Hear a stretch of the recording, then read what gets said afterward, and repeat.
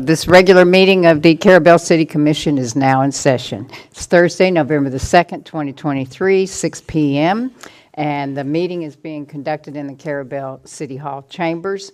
We'll open with a prayer by Commissioner Millender, and then I will lead the Pledge of Allegiance, so everyone please stand.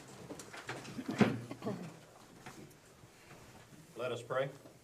Heavenly Father, again, thank you for the many graces and blessings that you have bestowed upon us today. Thank you for everything that you've given us. Thank you for guiding us here in the city, allowing us to do some good things and improve our community, bring it forward. And we again ask you here tonight to give us wisdom and give us direction in our pursuit here tonight to even make things better for our citizens. In God's names we pray. Amen. Amen. I pledge allegiance to the flag of the United States of America and to the republic for which it stands, one nation, under God, indivisible, with liberty and justice for all.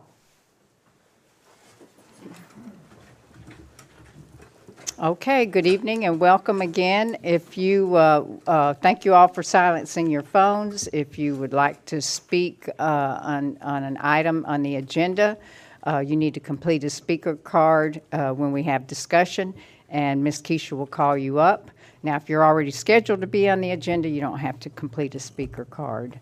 And so our first item is the consent agenda. And it's for the October 5th, 2023 City Commission regular meeting minutes and the attorney's invoices for September. Did everyone have an opportunity to review those documents? Motion to approve. Okay, we have a motion by Commissioner Millender. Do we have a second? I'll second. And is there any discussion? Any discussion? Those in favor? Aye. Any opposed?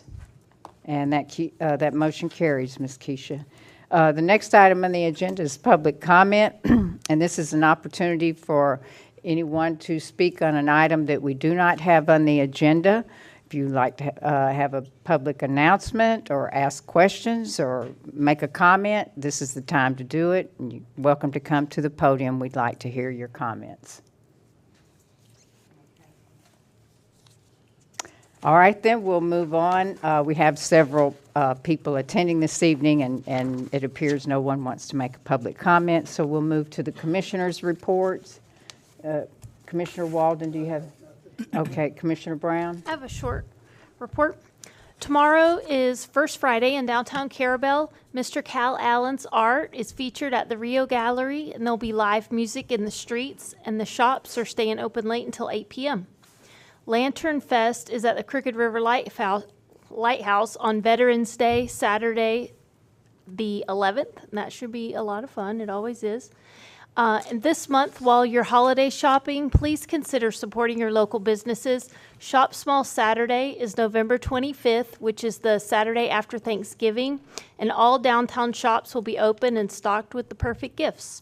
I hope you all have a wonderful Thanksgiving. Anything else? That's it. All right, thank you very much. And Commissioner Millender, do you have something for us? Just glad to be here. Okay. I'm glad you're here. Okay. And Commissioner Gray? Nothing at this time. Okay. I have a report as usual, but next month I won't. That's always my Christmas gift to you. I don't have a report for December. And it's another long one, but it's in large font, as I always say, so I can see it. So here we go. This is, Courtney can also answer questions if we have questions on this. Last week I attended the Florida Redevelopment Association annual conference with Ms. Courtney and another member of our CRA board. A presentation was given regarding the brand new Live Local Act, which mandates that a local government must administratively authorize the development of multifamily rentals on sites that are zoned as commercial, industrial, and mixed use. On March 28, Senate Bill 102, the Live Local Act, was signed into law with an effective date of January 1st, 2023.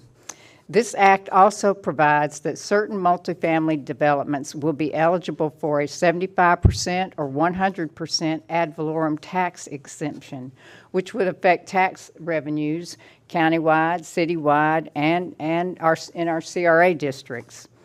So here I'm going to recite from the summary of the bill that was published by the Florida Housing Coalition.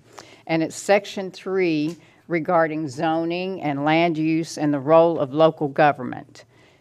So it requires that cities and counties must allow multifamily and mixed-use residential as allowable uses in any area zoned for commercial, industrial, or mixed use if at least 40% of the units are affordable income eligible households that make up to 120% of the local area median income for at least 30 years. So they've got to have the 40% of their units have to be area median income 120% for 30 years. A local government may not require a development under this section to obtain a zoning or land use change, may not require a special exception, a conditioned use approval, a variance, or a comprehensive plan amendment for the height, zoning, and densities authorized by this section. For mixed-use residential projects, at least 65% of the total square footage must be used for residential purposes. A local government may not restrict the density of a development below the highest allowable density in the jurisdiction where the residential development is allowed. A local government may not restrict the height of a development below the highest currently allowed height for commercial or residential development in the jurisdiction within 1 mile of the proposed development, or 3 stories, whichever is higher. For here in Franklin County, it's 3 stories. The development applications under this section must be administratively approved and does not require further action by the city or county commission if it satisfies the jurisdiction's land development regulations for multifamily developments. So I'll just add a personal interjection here. This means that a multifamily development project would not go before the public through a planning and zoning board or a commission public hearing. That's been taken away from the local government. So now back to the summary. The local government must consider reducing parking requirements to the greatest extent possible for developments approved under this section if the development is located with 1/2 mile of a transit stop. So that doesn't apply to Carrabelle. All other state and local laws still apply, including setbacks, parking, environmental, concurrency, and other state and local laws.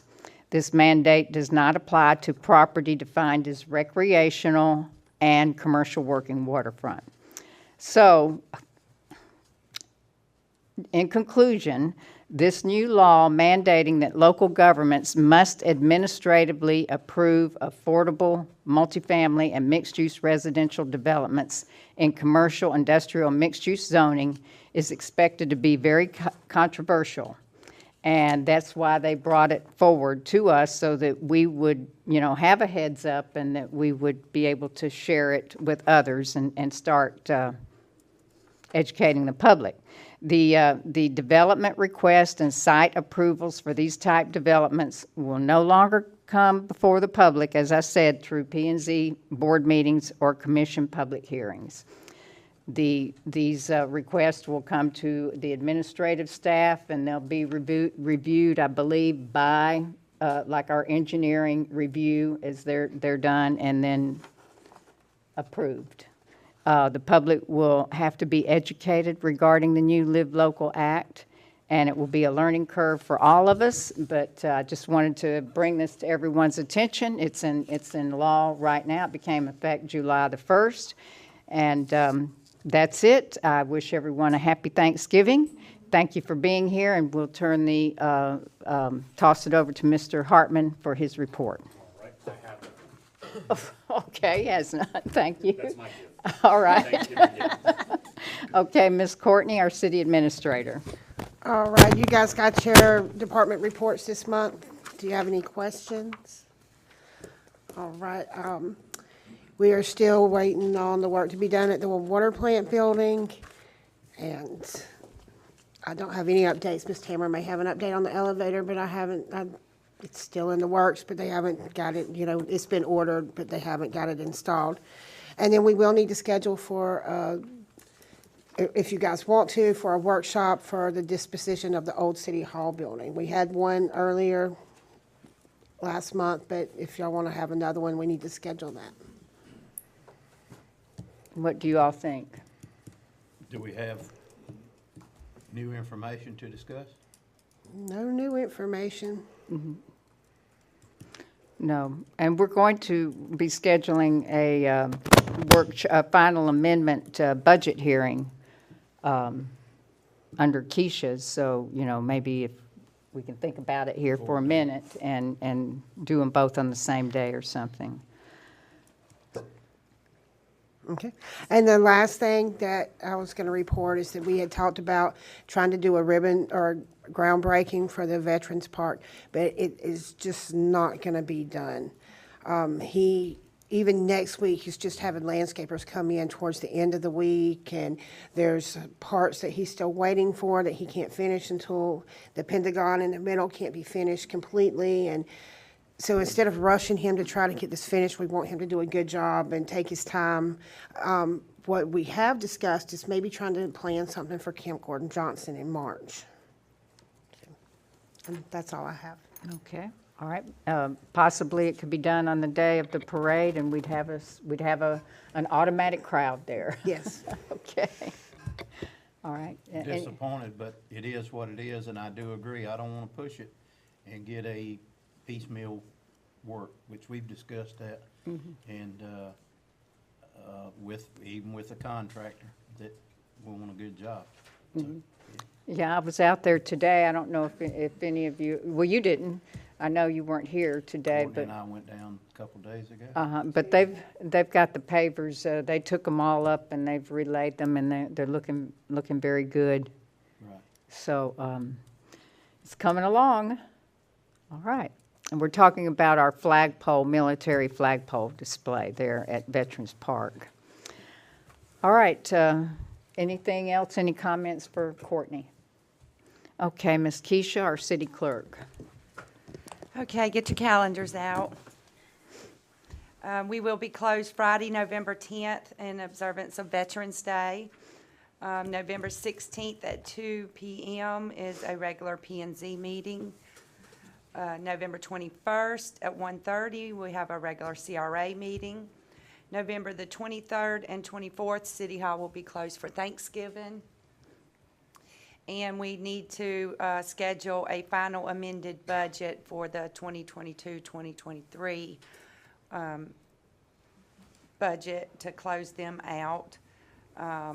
We have to have them done by November 30th. So I was looking at Tuesday, November 28th, if that's okay with everybody, and we have to do it in accordance, like we passed the budget, which would be after 5 p.m., so. Could we potentially do it the same day as a CRA meeting? I can't get it ready by then. Oh, I have to prepare them all still, so. Miranda's trying to close out the books from the end of the Gotcha. budget year, so that's just pushing it too close. I'm good with the 28th. I am. It shouldn't take, it's just closing it out, so. Yeah, it takes about 15 minutes. Yes. Right. And you like to do that at 5:01? 5:01 normally, Uh-huh. if we need to do it, a little bit later. 5:15 or something? 5:15 like we did before. I But know- it doesn't take long, and it's just for the general fund, none of the other budgets. That's right. And the 28th is okay with me. I have the 29th as an alternate if we need to do something like that. And that's Tuesday. Yes. How's that for you? The 29th is fine too. I just try not to schedule meetings on Wednesdays. We always have them on Tuesdays or Thursdays, Yeah, so we the try to keep public's it. aware of that. hold on. The CRA's the 21st. Yes. So can we do that then? We have to do it by law, one way or another. 28's good for me, but I haven't heard from any of the other commissioners. Okay. Keith said it was okay.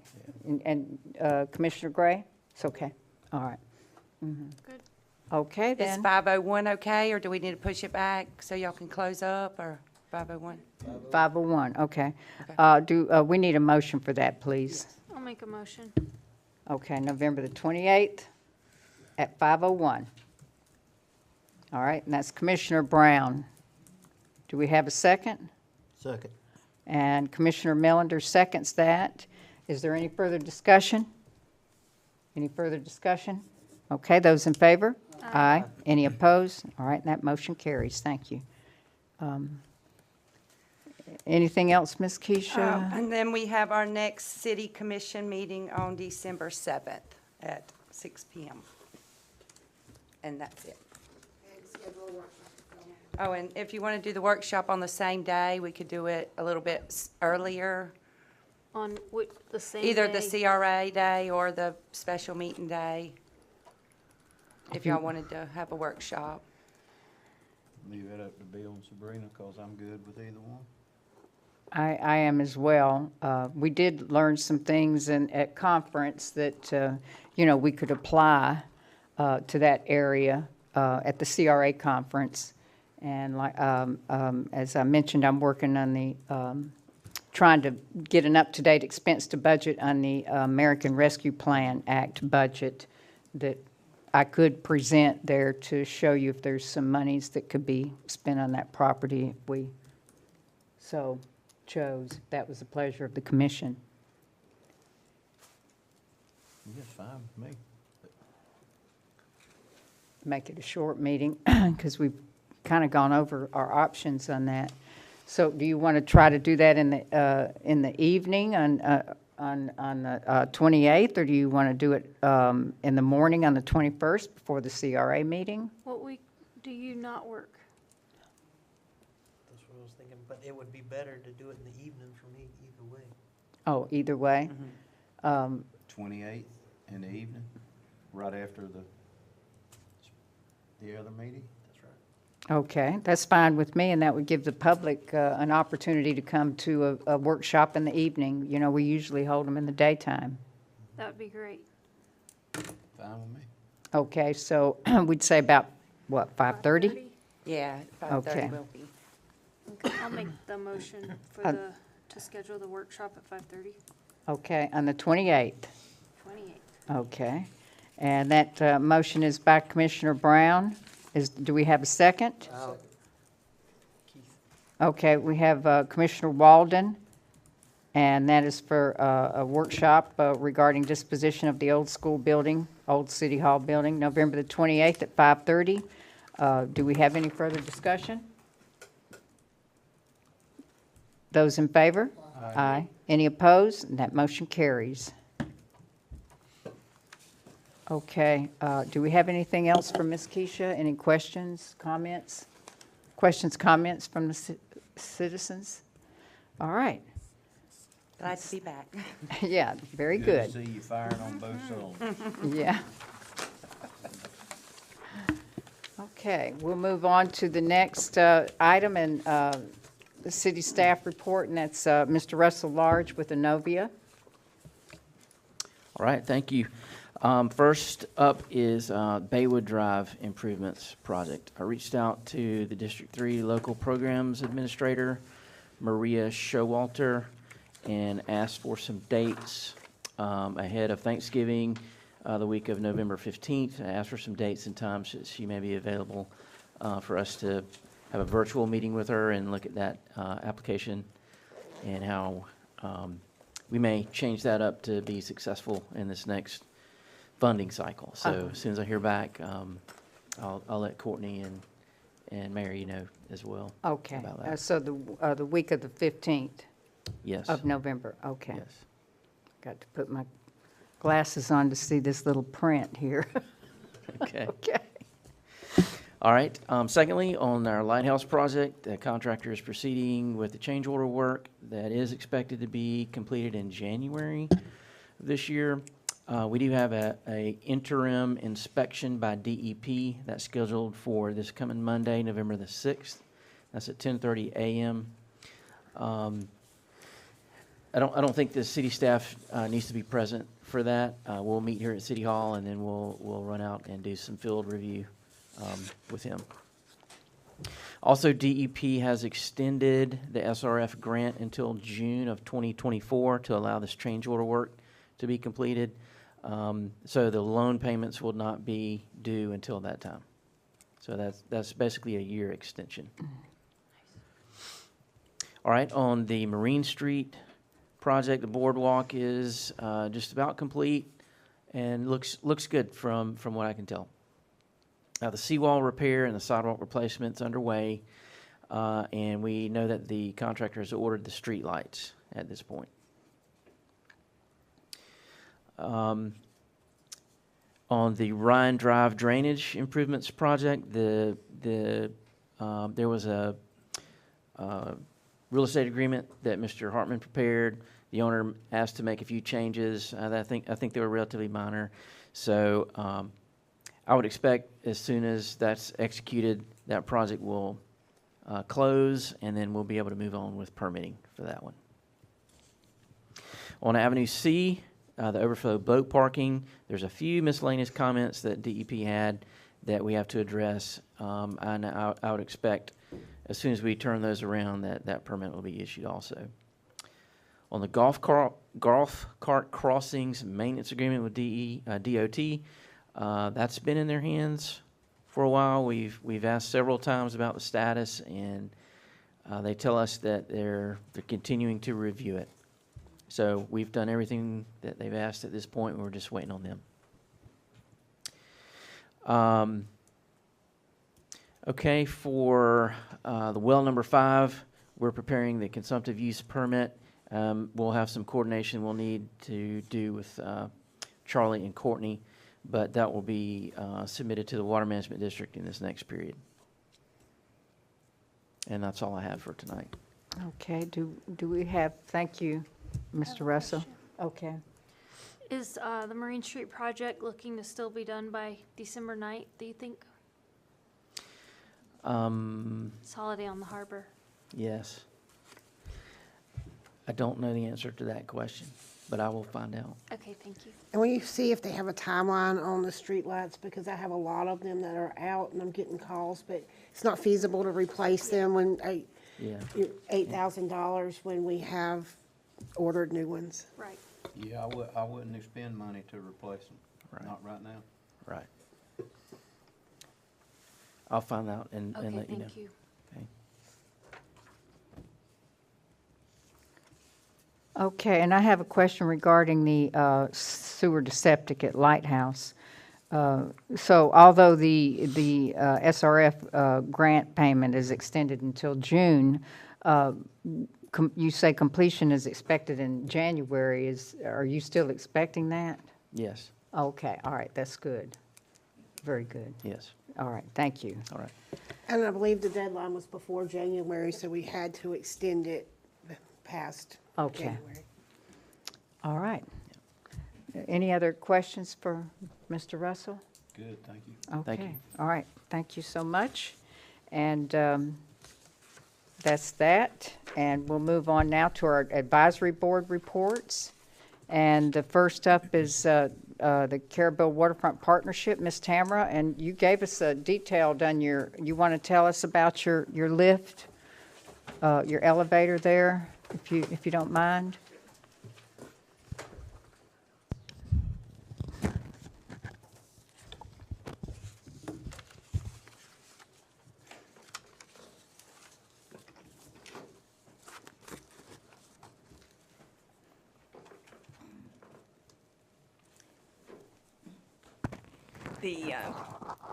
The last time I talked to you all, the schedule was that they were gonna arrive yesterday and today they were gonna install the elevator. Well, that didn't happen. They are 9 elevators behind in fabricating the machines. And so, when I finally got hold of the man who's in charge of providing the elevator. I helped him understand that our money was eventually going to run out of availability, and we needed to pursue our original schedule. And I tried to help him understand that we had to have it before Christmas. I mean, we got to have it in December. That would be the latest that we could have it. So I think he understood my points about that.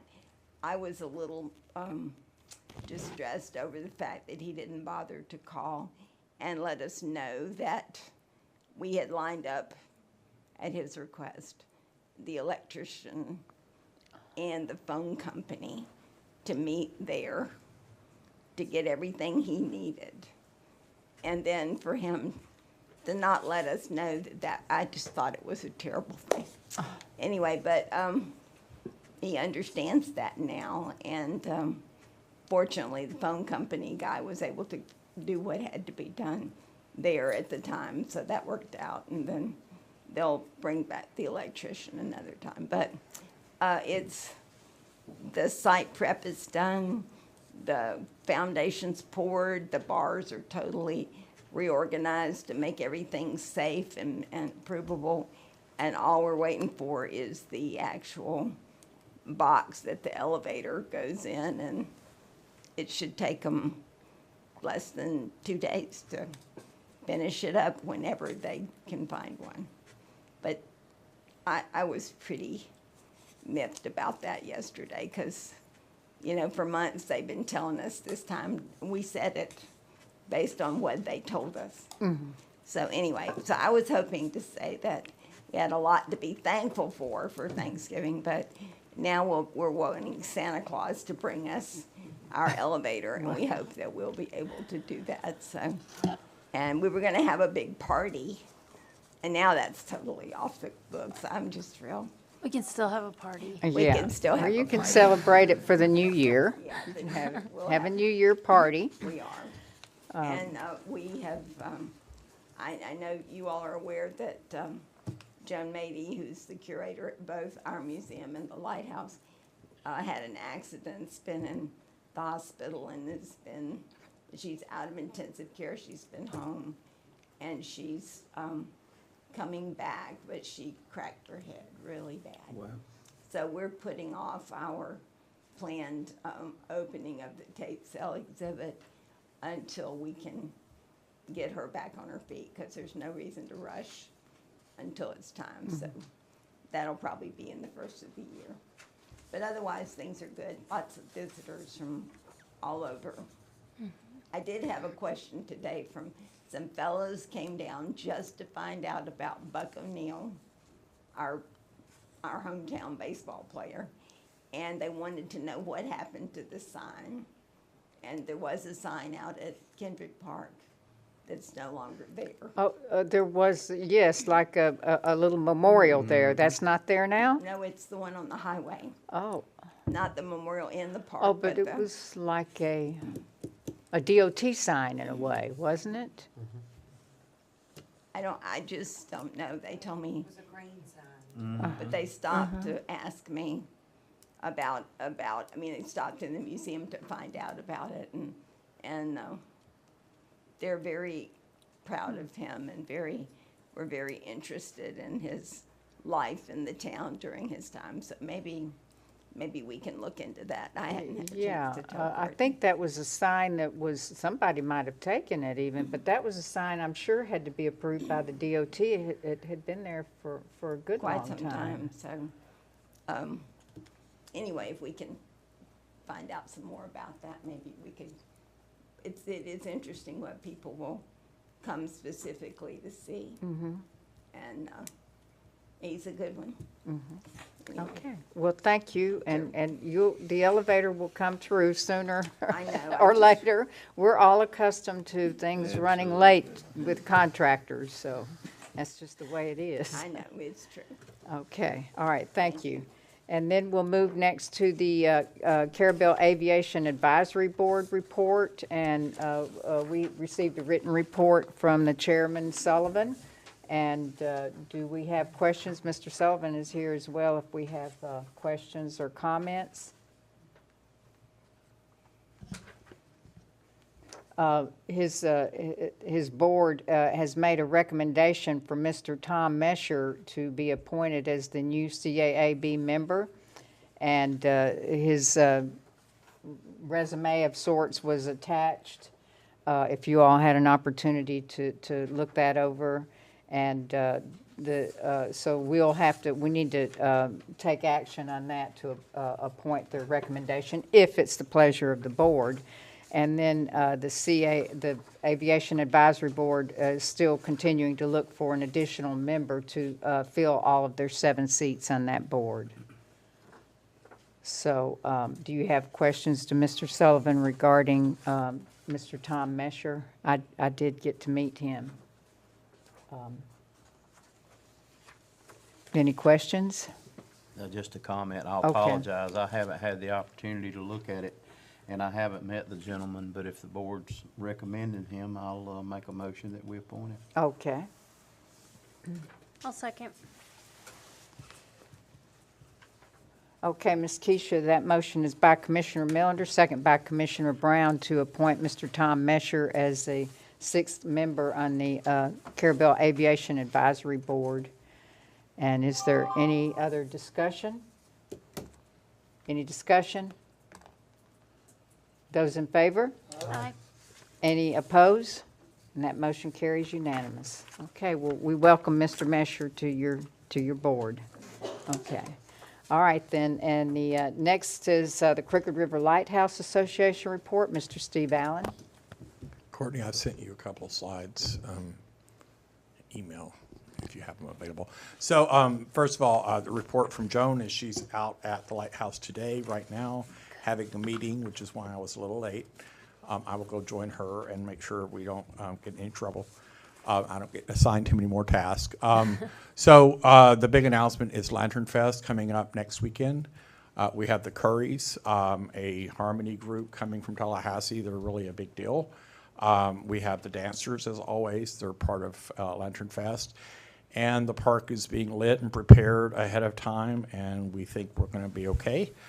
Joan is feeling much better and is feeling good enough to crack the whip on us, so we'll be good. But we want the community to feel welcome. Tickets are on sale online.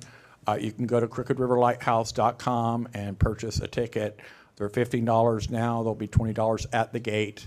And then we have food, train stop, and another vendor with curry is coming. We have the bistro where you'll have plenty of desserts, and I'm trying to pause. It's not coming up. You gotta give us a little more notice. Oh, I'm sorry, and that's because I was running all day today. So if they come up, it'll show a picture of last weekend. We had the full moon climb, and the dancing witches of the Forgotten Coast came and performed on the new event stage with speakers and sound. So we are able to announce that I think we have received the check from the TDC to purchase that. That's a picture from the full moon climb. I managed to get the moon to set right between the Unreal. two posts. I had to work that a long time ago, scheduling. So these are just a couple of shots of. There's a nice shot through the tower to the stage, so that grant that we got from the TDC is bringing us 10,800 watts of audio power running off of that ship. We'll be able to blow East Point off into the bay. It really sounds fantastic. We'll have lighting and dancers, and it's really coming along and finishing up. We're just putting lipstick on the final touches on the form of it. And I have a few little projects up the slides on the back of it, but we're working hard to make this happen. That's pretty fabulous, right? Yeah. I mean, it really is cool. And to be out there to hear the sound and see the production, it excites us all about the potential in the future. Are there any questions? All Excellent. right. Well, Thank you so much. Thank you, and please give Miss Joan our regards from the entire board. I'm sure we're all glad she's back in commission somewhat. Okay. Thank you, All right, Steve. thank you. All right, that's the last of our advisory board reports, and we'll move on to the public hearing section. And we have a second reading of ordinance 488, and I'll turn that over to Mr. Hartman. All right, this is ordinance number 488, an ordinance of the City of Carrabelle, Florida, rezoning a 2.52 acre parcel lying in Section 17, Township 7 South, Range 4 West, Carrabelle, Franklin County, Florida, from agricultural to RL, low-density residential, providing for repeal of any ordinance or parts therefrom in conflict herewith, providing for severability, and providing for an effective date. And what this is an item that had come before you before, was referred back to P&Z. We talked about this on first reading, and it is a parcel in Baywood, and I'll just repeat myself quickly, and certainly anybody can ask me questions. The property's land use is already low-density residential, so it's residential land use, and the ag zoning out there is left over from when it was annexed in from the county, and there's only one zoning category that it can be rezoned to, and I say it's the only zoning category allowed in that land use category, and the zoning category is this fortunate for simple is it is low density residential zoning, so it's 1 per acre, and allows for detached single family homes and home occupation, and so basically what historically we've done, not out there necessarily, but when we annex things in and it comes in with county zoning, we usually rezone it to city zoning. So this is literally almost housekeeping, what we're doing here. As far as rezoning it, it could not be zoned to anything but this low-density residential, and the city doesn't have ag zoning in it as city zoning. So it went through P&Z. They recommended approval unanimously. All right, then. So we need to take action on this. We had the first reading last month. I, for one, and I'm sure the entire board, again, thanks to P&Z, they worked on this several times, and we thank all the total volunteer members on the Planning and Zoning Board for working through this and sorting it out, and as well Keisha and Dan to help get it sorted out. We appreciate it. So, And the applicant was a big help. okay, very good. Do we want to entertain a motion on the P&Z's recommendation? I'll motion to approve their recommendation. I'll second the motion. Okay, Ms. Keisha, that motion is by Commissioner Brown, second by Commissioner Walden to approve the ordinance 488 on the recommendation of the Planning and Zoning Board. Do we have any other discussion? Any discussion, comments? Okay, those in favor? Aye. Aye. Any opposed? And that motion carries.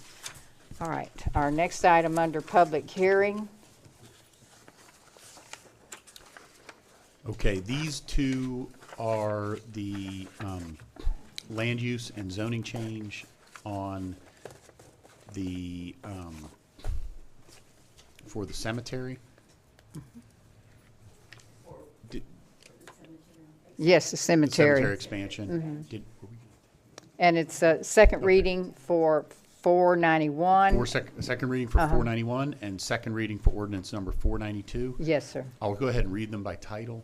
And Keisha, one thing we did talk about, and I can do it here verbally, is we talked about switching the order from the land use being 491 and I just, sorry I didn't pick that They're up. going to need to keep their numbers, because that's the way we've advertised, but we can switch the order in can- which we approve them. Perfect. Okay. Okay, but So- now we're not approving tonight. No. Right. Right, but what But I'll do just is. tell everyone why, too. is what Yes, we need. so, well, what I'll do is I'll just read them because we're gonna, we'll table them to, the reason I'll read them so we got proper notice on them. Yes, sir. Before you take action Okay. on them. So ordinance 491 is an ordinance of the City of Carrabelle, Florida, rezoning a 1.5 acre parcel described as lots 6, 7, and 8, Block C, Range 288, and lots 1 and 2, Block C, Range 389 of Pickett's Addition, and also a portion of Northeast 3rd Street, Northeast Avenue B, lying adjacent to the above lots, Carrabelle, Franklin County, Florida, from R2 single-family mobile home to Z1 public use, providing for the repeal of any ordinance or parts therefrom in conflict herewith, providing for severability and providing for an effective date. And Ordinance 492 is an ordinance amending the City of Carrabelle's comprehensive plan to change the permitted land use of a 1.5 acre parcel described as lots 6, 7, and 8, Block C, Range 288, and lots 1 and 2, Block C, Range 389 of Pickett's Addition, and also a portion of Northeast 3rd Street and Northeast Avenue B lying adjacent to the above lots in Carrabelle, Franklin County, Florida, from residential to public use, providing for repeal of any ordinance or parts therefrom in conflict herewith, providing for severability and providing for an effective date. And before you take action on them, we talked about potentially, obviously, providing notice of these, tabling them, and my understanding was to get some additional public input. P&Z didn't have a quorum, so we didn't get to That's hold right, the that's public right. question. Sorry about that, right. That too. P&Z, where we did anticipate some public participation, there has been interest in these, is P&Z, we were unable to have the meeting because we didn't have a quorum. These do have to go through P&Z before they can be adopted. So we are in a position where the recommendation is to table both of these to a date certain, which would be to the next regular meeting. So on do you want to, it's December the 7th. 7th. Do you want individual table for each ordinance? Yes. Okay, all right. So then we need a motion to table ordinance 491 to December the 7th. I'll make that motion. Do we have a second? I'll second. Okay. And that motion for ordinance 491, Ms. Keisha, to table to December the 7th is Commissioner Millender, second by Commissioner Brown. Do we have any further discussion? Anything else on that, Mr. Hartman? No. Except this one will be quasi-judicial. Is that correct? The zoning ordinance is quasi-judicial. Okay. The land use ordinance is legislative. Okay. But we're going to keep the same numbers? Yes. Ordinance numbers. All right, then. And then for ordinance 492, we need a motion to table that ordinance 492 to the December the 7th meeting. Do we need to vote? Oh, yes, we need to vote. Thank you. Okay, so no discussion. I didn't see it. Let me put on my glasses. Your finger's so small I can't see it. I could comment. All right, let's vote for 491 to table that one. Aye. Aye. Okay, it's unanimous. All right, now, thank you, Ms. Sabrina. For 492, let's have a motion to table that one as well for December the 7th. I'll make the motion. Okay. Do we have a second? Second. Okay. All right, that motion to table 492 is by Commissioner Gray, second by Commissioner Millender, and is there any discussion on that one? Okay, those in favor? Aye. Any opposed? And that motion carries.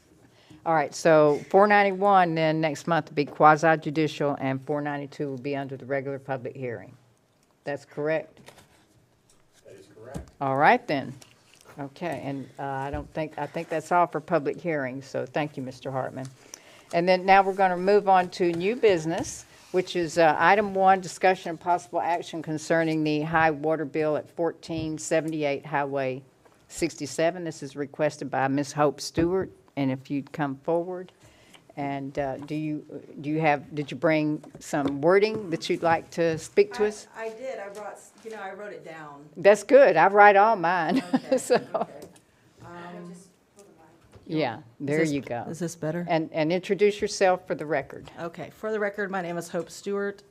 I currently rent a portion of the building at 1478 Highway 67, which was the Church of God. The property was purchased by my landlord in May of 2023, And I secured the rental in August, and I think I had the water turned on, I think, August 18th. When the water was turned on by the water department, there was an apparent leak at a spigot. The water department employees turned the water back off. They told me once it was fixed, I could turn the water back on, and that someone would be back out to check on it in a few days. So I fixed the spigot immediately that day, turned the water back on, walked the property, checked everything inside and outside to ensure there were no more leaks. So at this time, I see there's no water coming from anywhere.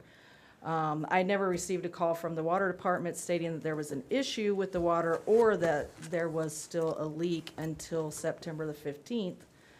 And this is when I was informed of the usage of 550,000 gallons of water. And that there was a major leak somewhere. So the water was turned back off by the water department at that time.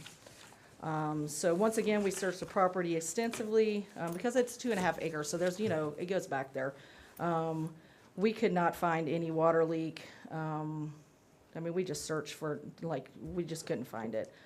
Now a different water employee has come out, to change the meter because there was something wrong with the meter. But I can't tell you in detail what that was. I'm sorry, I lost my spot. Oh, yes. This employee stated that there was a water pipe, which was a 1-inch PVC, running from the building through the woods to the property located at 1462 Highway 67, which was the old parsonage when it was still a church.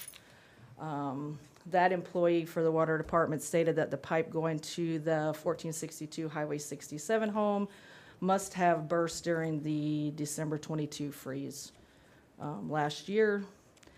He knew this because he helped run this pipe to the then parsonage of the church. So with the contributing factors of the water consumption and the leakage, the spigot was fixed. No one else came back out to check it like I was told that they were going to after I fixed the spigot leak. And I think that with the water department clerk had left somewhere right around this time. So there was no one monitoring any kind of water consumption, and no one else came back out to check it after I fixed the leak. So in conclusion, we're just asking for a reduction of this bill by at least half because of the reasons I listed before. And the scaling water fees of after 10,000 gallons, the rate goes to $7.75 per 1,000 gallons, and we're talking about 550,000 gallons. So, It's a tremendous amount of water. I mean, it would fill 3 swimming pools or more. Yes, Yeah. absolutely. And if it would have been on the property, we would have seen that, but it was not on the property. It was going to another property, so. I will say and I'm glad that they showed you the tiered rate, and I've asked that, and I've asked before that they provide those tiered rates to everyone when they get a new account, when they set up a new account. Those rates are required by the Water Management District, Northwest Florida Water Management District, to promote conservation. Ms. Courtney, why was the meter changed? It just says changed on 9/18/23. Charlie had reported. It says cut it off, it's spinning Okay, fast. it was that the head, the reader, the radar, radio read, something was The wrong. head, the Yeah. batteries had went out. Okay. So the meter was not damaged, just the batteries for the reader was damaged. Right. The part that transmitted to the computer. Correct, yeah, the reader only, You can still manually read it. yeah, They believe the reading was correct. correct. Okay. Do you have something that you'd like to contribute from the? water Other department? than the story that Ms. Hope has told is exactly what I was told, other than I wasn't aware that they told her that they would come back out there and check the meter in a few days. But everything else she said, that they went out, they turned the water on, it was leaking, they turned it back off. That they told her she could turn it back on when she got the leaks fixed, and she did, and so all of that is exactly what was told. And yes, they do have a work order here where it says that they went back out and that it was they capped the line off in the back, and now it was only, before it was leaking 14.8 gallons a minute, and now it was only leaking 0.03 gallons a minute.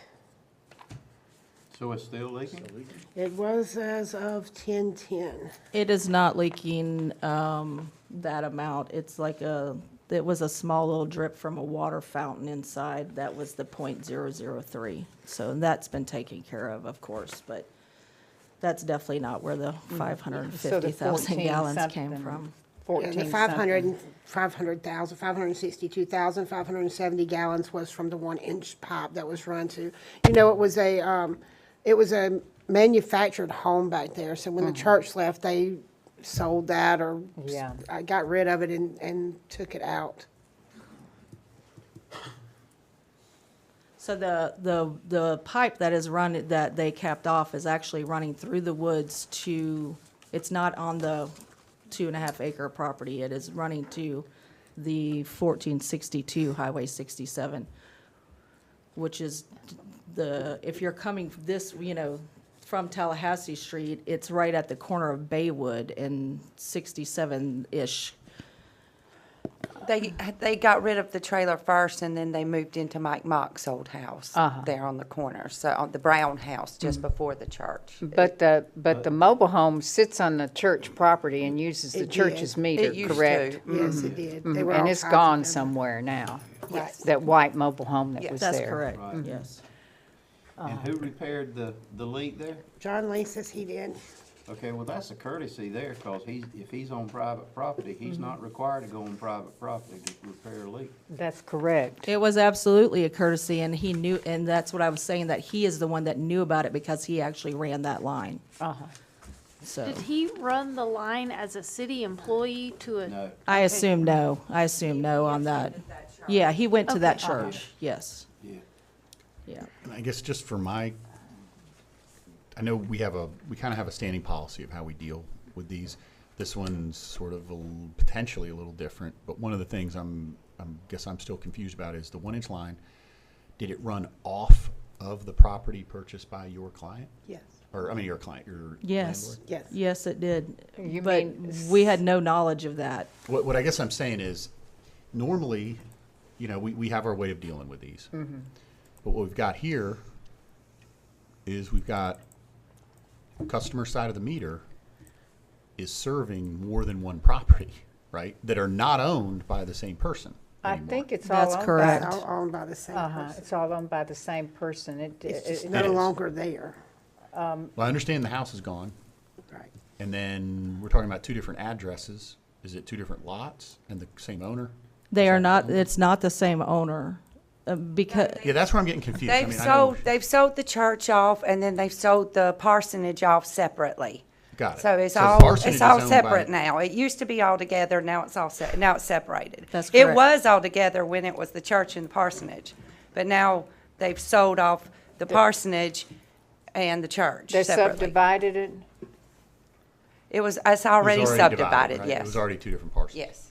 So the water was running to a Either- property that the current owner does not own.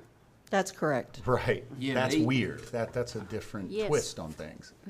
I Now, follow now, But yeah. that's kind of, I mean, who bears the responsibility? I mean, someone who owns a vacant piece of land that probably didn't know. right. Well, I mean, from unless they- from what I understand, the pipe was capped off. It wasn't still feeding the other house. It was capped off. The pipe just burst. So the during other the home freeze. has its own meter now. When it's sold, we made them get their own water meter because now it's 2 separate. So when it's sold, we made them get their own water meter. They capped it off, but apparently didn't cap it off at the meter. They just capped it off at the property their line, property and over Ah. there. So I see. a- It is one, the church is a square, basically, lot, and then the one where the 1484, is that what it is? you said? 1462, I believe. I see something that's got a little easement, but I don't see it's, But y'all say it doesn't show it on the property appraisers No, it as doesn't. It hasn't been as updated divided. yet. It just shows it all is owned by It won't be BCG. updated till this coming up here, because she said Okay. you said you just bought it this year. Yes, ma'am, she bought it in May. Mhm.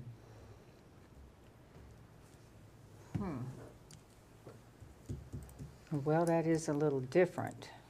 Well, it's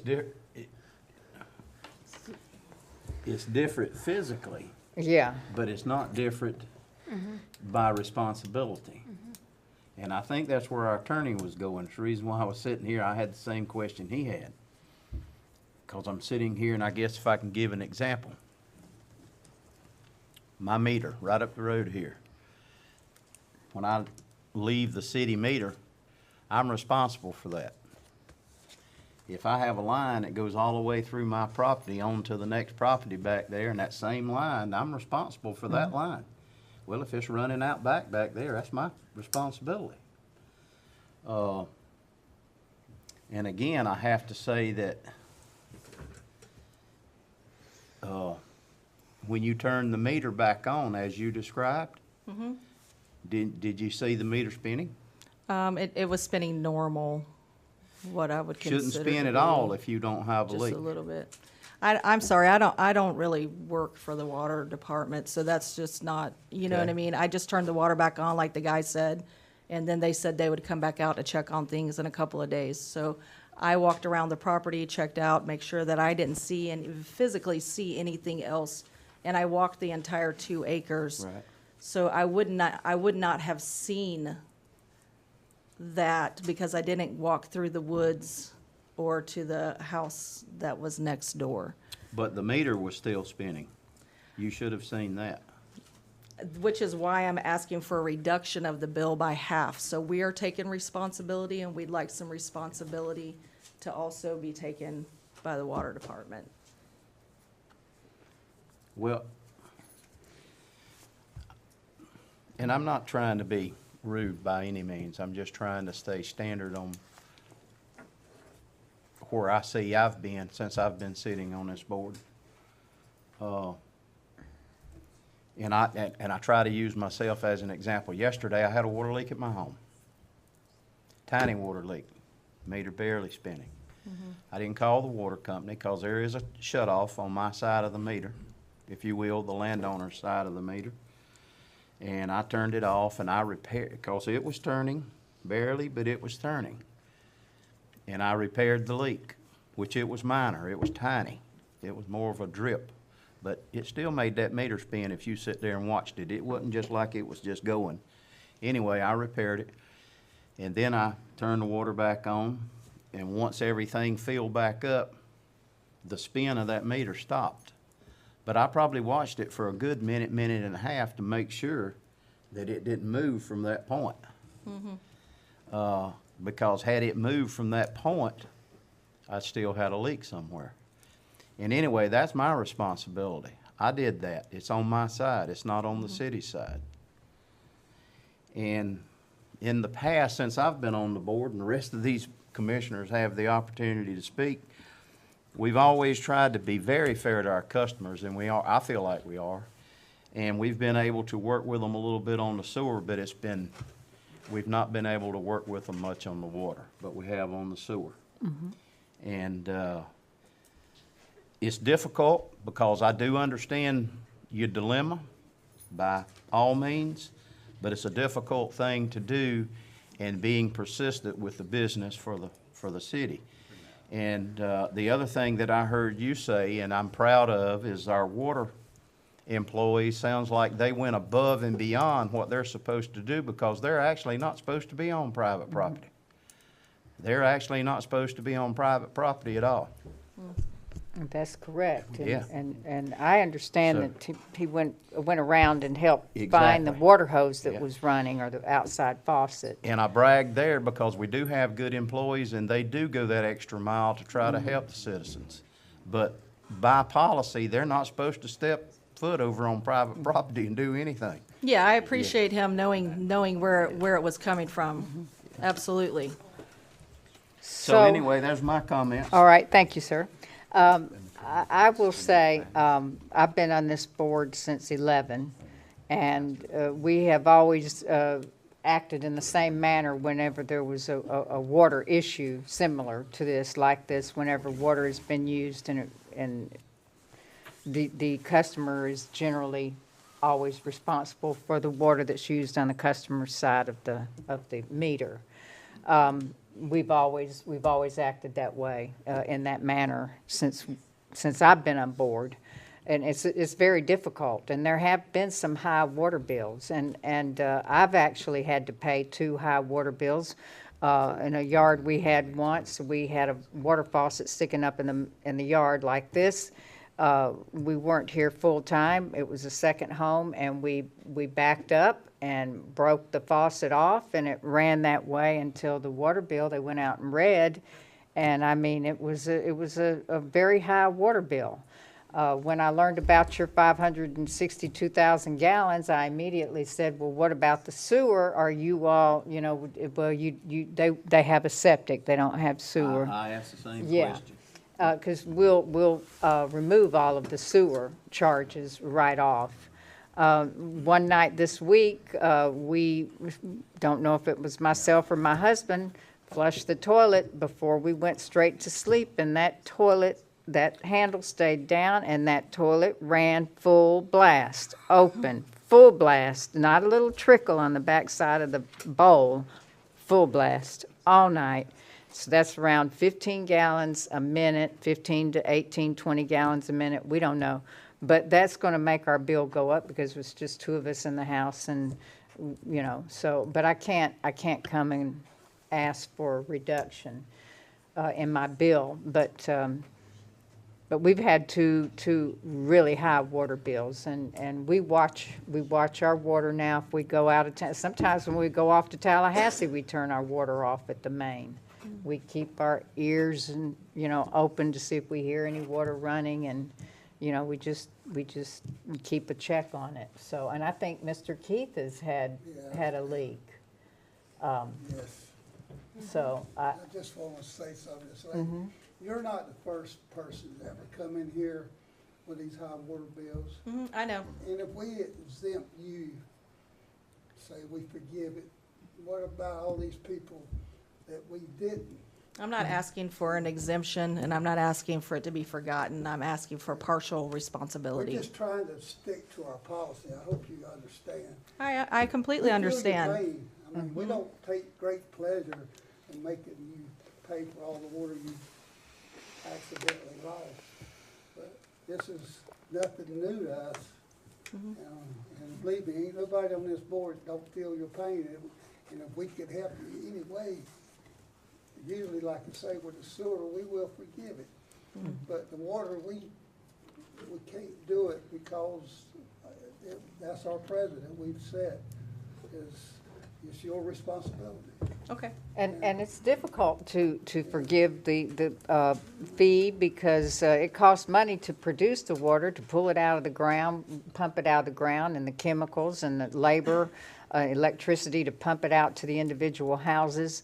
And we are required, the water department is required to have a consumptive use permit, and they have a meter on their big pumps out there, and they know how much water, the Water Management District and the DEP knows how much water is coming out of the well and out of the towers and being sent out. And then we have our billing, our accounts, our revenues that we take in have to account for all of those gallons. If we have lost gallons, we have to, that has to be reported to the Water Management District and the DEP why this amount of gallons have been lost. For instance, when they put out a fire, there has to be a detailed report done on that. Where did those gallons of water go?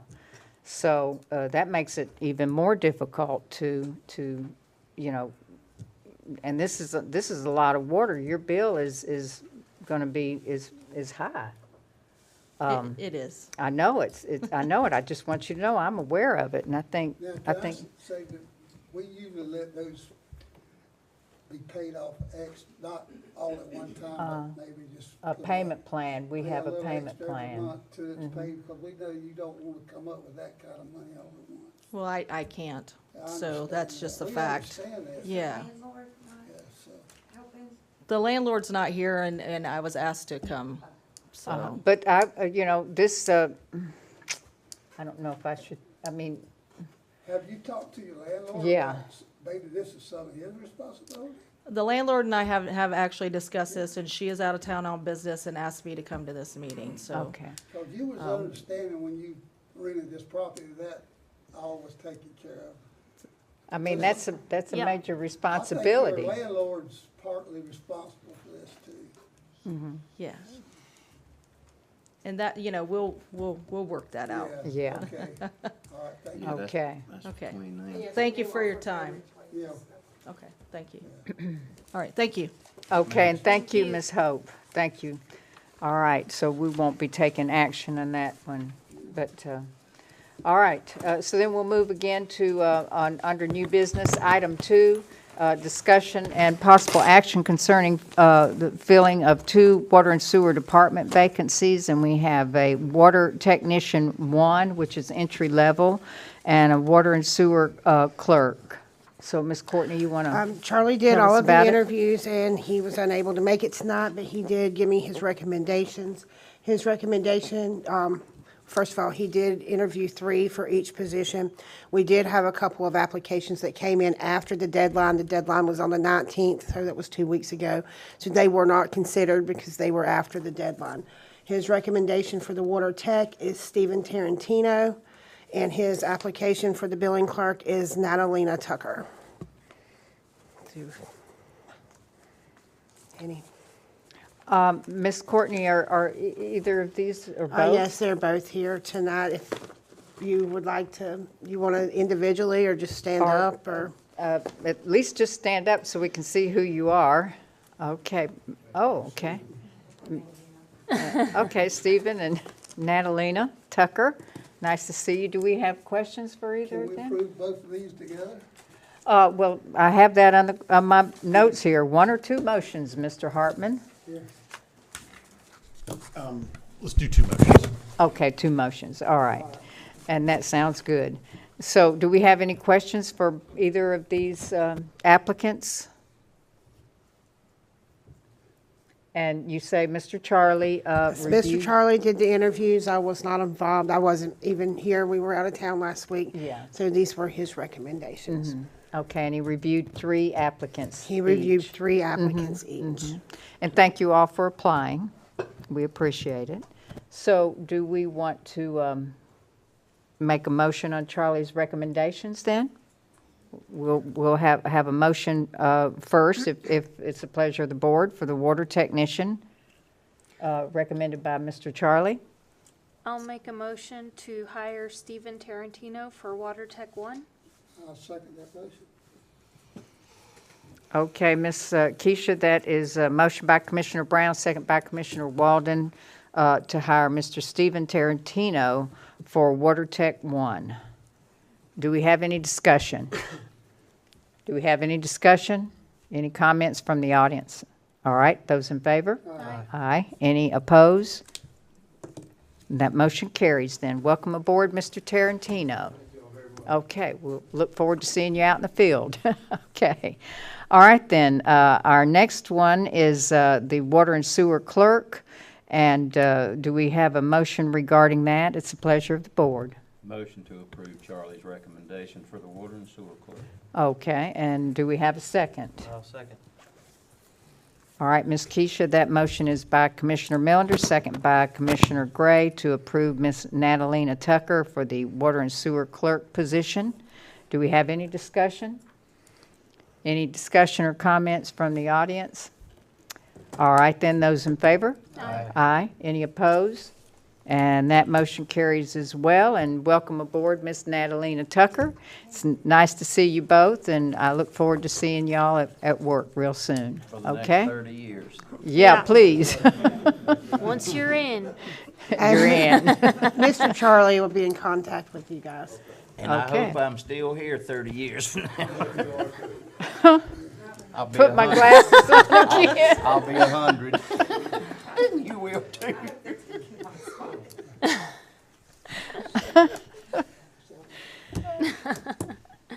All right. let's move on to the next one. Do we want to go on to the next one, or do we need to take a recess? Let's do it. All right, we're moving. We're moving on to old business, which is item 1 under old business is the draft amended alcoholic beverage ordinance. So what I would like to do, if that's okay, but y'all tell me how you think. I would like for Mr. Hartman to read this ordinance. It's 4 pages. Really, no, only 3 pages. The last page is basically a signature page.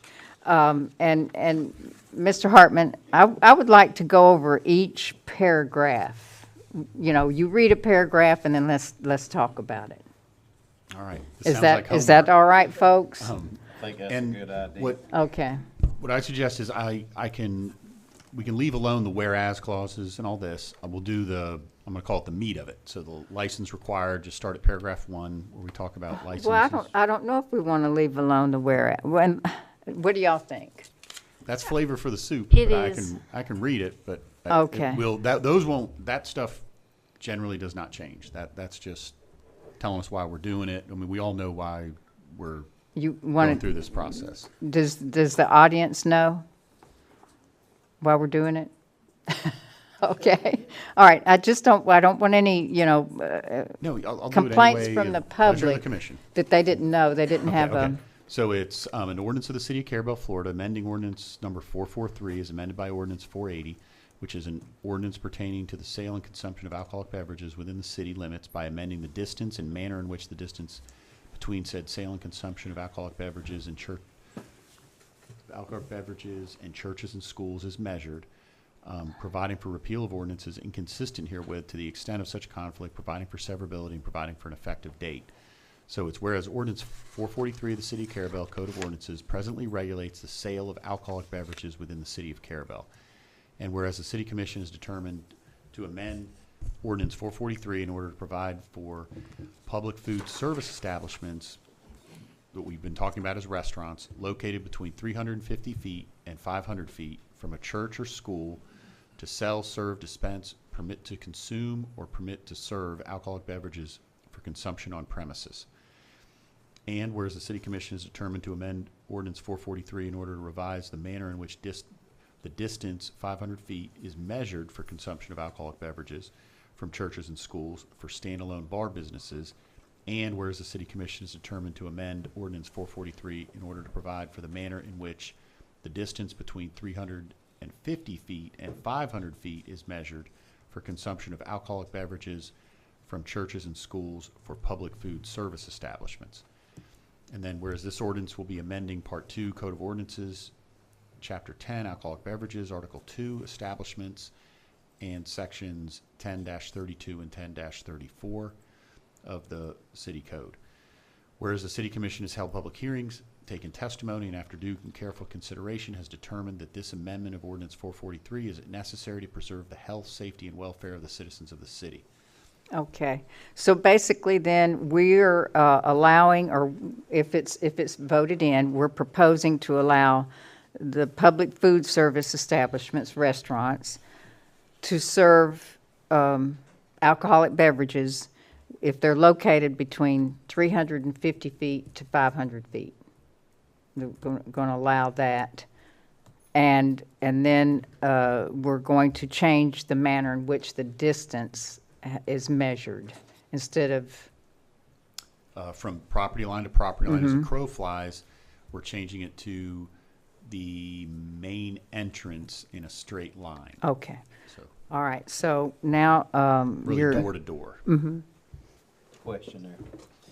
In the definitions of a bar, and you still have the word standalone bar in there, I think. Yes. I can't see it tonight, but, and you had food establishments. In those definitions, can't we give examples of what those are? Food establishments, and I think I kind of wanted, or tried to describe a meeting or two back. I wanted it to be clear enough that we didn't have someone come in this 350 to 500 feet and want to put a tiki hut or a sports bar et cetera, because they're food establishments too. But we don't have any examples in there. We just say food establishment. Do you see what I'm saying? Can't we put examples of what we mean by food establishment? Okay, now, and you want, Now, we keep saying verbally here restaurant, but it's not in writing here. right. Okay, and this is, yeah, that would be in, we can talk about that in the definition section, but remember what this is and what's, we're sort of, we've talked about this at prior meetings. What we can regulate is location and distance. I'm sorry, location and hours. So hours of operation and location of the business. So the location is this, what we're really focusing on is distance. And as far as getting into, and you see some of this being deleted language that we'll talk about, but as far as giving examples, what someone is going to have to do is come before you to get approval as a restaurant, because that's the ones we're worried. We don't want a sheep in wolf's clothing of a restaurant that's really a bar, right, operating within 351 feet from a church or school. At the front end, they will come before us, and they will have to convince you that they are in fact a public food service establishment, right?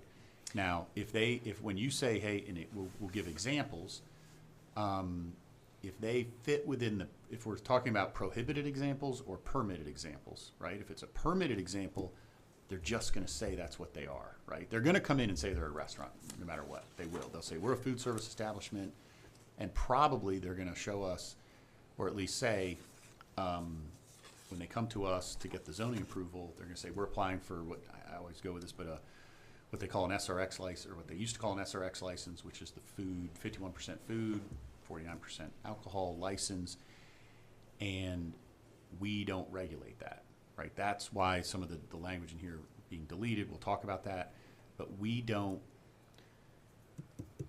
if we determine at some point from a code enforcement perspective that they are a bar, that will be a battle that we'll have to fight, right? That they misrepresented what they were to us, but we don't regulate that. Well, in my opinion, Right. Dan, that's what we're doing. If the state this is I guess the simple. Because if the state what we're- considers them a restaurant, then they're a restaurant. Because what we're trying to do here is we're trying to relax the distances from a church or a school, relax it for the purpose of a restaurant, not for a Yep. tiki hut, not for a sports bar, not for anything other than a restaurant. And I And, do. that's my feeling on it. I don't know about the rest of the group. Well, here. we did, and first of all, we did move forward to the definitions, so we'll go back to the rest of it shortly. But since we're on the definitions, the public food service establishment definition, to me, I'm not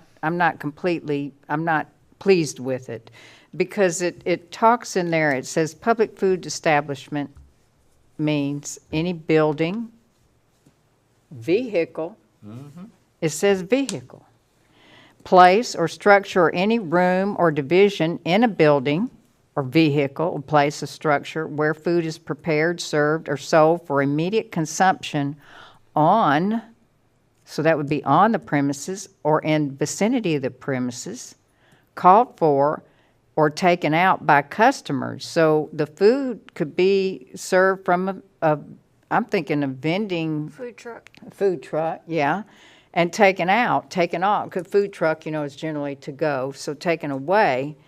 But meanwhile, we could have a small tiki hut, I guess, if you wanted to say a picnic, some picnic tables and an umbrella, and people having beer and wine there, and the food is being catered off, and it's not even to me, in my mind, that's not a family-style restaurant.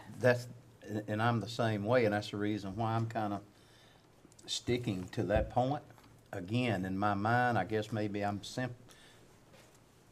You're the attorney. You've got to do detailed things. My mind is a lot more direct and simple. And that's exactly what I wanted to do, was distinguish between a bar, because after 500 feet, we're not changing a thing. After, over 500 feet, they can do the bar, they can do the tiki hut, they can do the sports bar, they can do all those wonderful things over 500 feet. Between 350 and 500 feet, we're trying to relax to where a restaurant can serve an alcoholic drink. Yes. That's it. Yes, that's it. I'm concerned about the vehicle part, you know, that it can be, I mean, you could serve it out of the back of a truck. You could have a You still have to have a grill. state license. Yeah, you have to have a license. Thank you.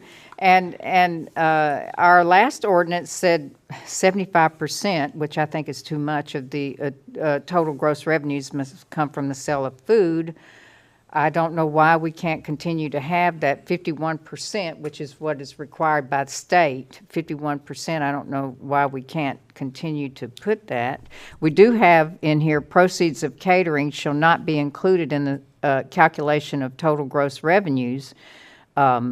Catering sales include sales of food, non-alcoholic beverages prepared by the licensee on the licensed premises for service by the licensee outside the premises. So you're not wanting to count catering, but up in the actually, I added this in. I think it was in the last ordinance.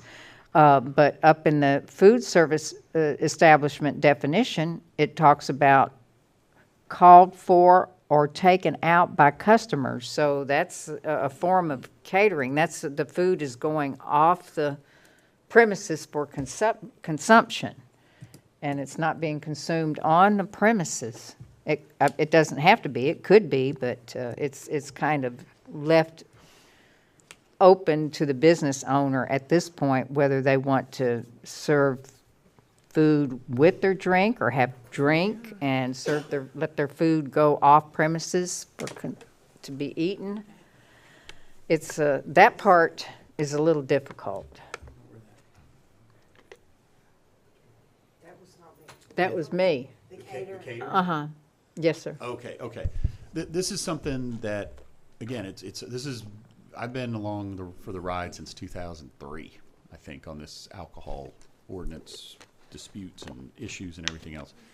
But one thing that is crystal clear from the Attorney General's office is we get to deal with location and hours, and the reason you see the deleted language here from our 2006 ordinance, but also this catering language it was proposed, but it is not, we don't get into that. That's not something we regulate, right? We don't regulate how much someone has to sell food versus alcohol. That's preempted to the state. So the state occupies all the space there. When they talk about vehicle, I think of that, and not I think of that, I know what they're talking about, and it is they get a license from the state. Like I mean, I don't know, but I would say, I've eaten there. What's the green truck on the corner? Food truck. A-Train, like A-Train, the seafood shack. Fisherman's Wife. Fisherman's. It's a Fisherman's food Wife. truck. Yeah, that's right. So all those, I mean, yeah, if they want to serve beer, then they're serving it out of a vehicle there. Yeah. And people are eating it Well, on the then premises, or they're just taking it to go. That's basically. what about, now this was in the previous ordinance, but I think 80% is too much. A minimum of the seating provided for customers shall be restaurant-style seating, such as tables and booths of adequate size to accommodate the service of full-course meals in accordance with the number of chairs or other seating facilities provided at the table. So that's been stricken, and there was an 80% there. I would suggest 50%, but I think, and see, you and I differ there. I think it should be back up there closer to that 80, because again, my mindset is for a restaurant. And a restaurant's primary purpose is to serve food. And the drink comes along with it if they want to do that. And that's what we're trying to do here, is just allow those restaurants that serve food, and that's their primary function, is to serve food. and to allow them to have a beer and a glass of wine with it. Or a mixed drink. But now Yeah. that wording regarding restaurant-style seating has been stricken. Well, Well, let and me that was explain it. it one more time. Obviously, I'm the one who struck it, so Okay. these are all suggestions, whether it's adding or subtracting. But I'm also telling you that's preempted to the state. Well, Like, once again, as far as, and I know what you're thinking, and I'm thinking the same thing because now I'm getting myself a little confused. Is we're providing definitions. Are we really regulating them to say that it's going to be 80% versus when you get a liquor license of a certain type? The state regulates that. The state determines that, not the city. And it's not up to us to enforce it. But if we're saying, hey, a restaurant, for purpose of this ordinance, is someone who sells 80%, because that's our definition. We're not regulating it. We're defining it. okay, thank you. Okay, I mean, and that's Dan, kind of a, if I can. Dan, that's what I wanted to say is where you were saying we can't regulate. We're not trying to regulate here. We're trying, but the thing, all we can do, you come out of your mouth a minute ago, all we can do is put times and locations. Well, we've got to give some definitions of what we're allowing during those times and in those distances. and when we do that, we've got to stay away from descriptions or details the state preempts to themselves. That Well, they've how do taken you back. describe something then if you can't tell them what we're allowing this within is that what 350 and 500 feet? Standalone bar and public food service establishment, those are what that is the state definitions. Okay. So I pulled those from the statute, state definition. The deleted language is leftover language that was in the ordinance already, right? Because we didn't have definitions in the ordinance. But I do need to think about that a little more because I looked at it as, when we say a minimum of 80%, I thought, well, then a city personnel would have to go to this place, look at their books like the state does, and decide whether 80% of their seating is restaurant-style seating, such as tables, blah, blah, blah. And then,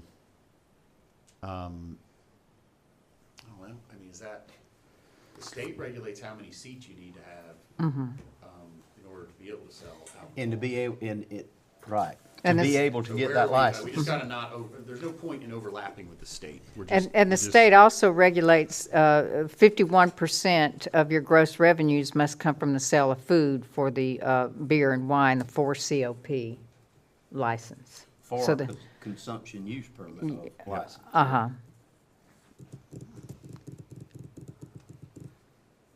So you're saying that we should not include the catering, proceeds of catering sales shall You know not be what? included? Just talking here tonight, I actually think we could, if we're gonna purely keep it as a in the definition of restaurant, right? Was what do we consider, because what Commissioner Millender's saying, hey, I'd like to put examples in there, actual examples, like, which that's probably closer to, I'm gonna say a guideline or an example. You say, hey, 80% of your seating has to be restaurant-style seating. You can't have 40% bar stools in it, basically. So that might tuck into the definition, and I may have gotten ahead of myself deleting it because it isn't regulatory. That is not, but then the catering, proceeds from catering, that I think probably is regulatory, meaning we're getting into revenue. We're getting into the books of a business, which is not the city's place. So to put back in the language or language like, what does a restaurant look like to us? Like, what's a way we can, in the definition, we can weed out people trying to slip it past us, right?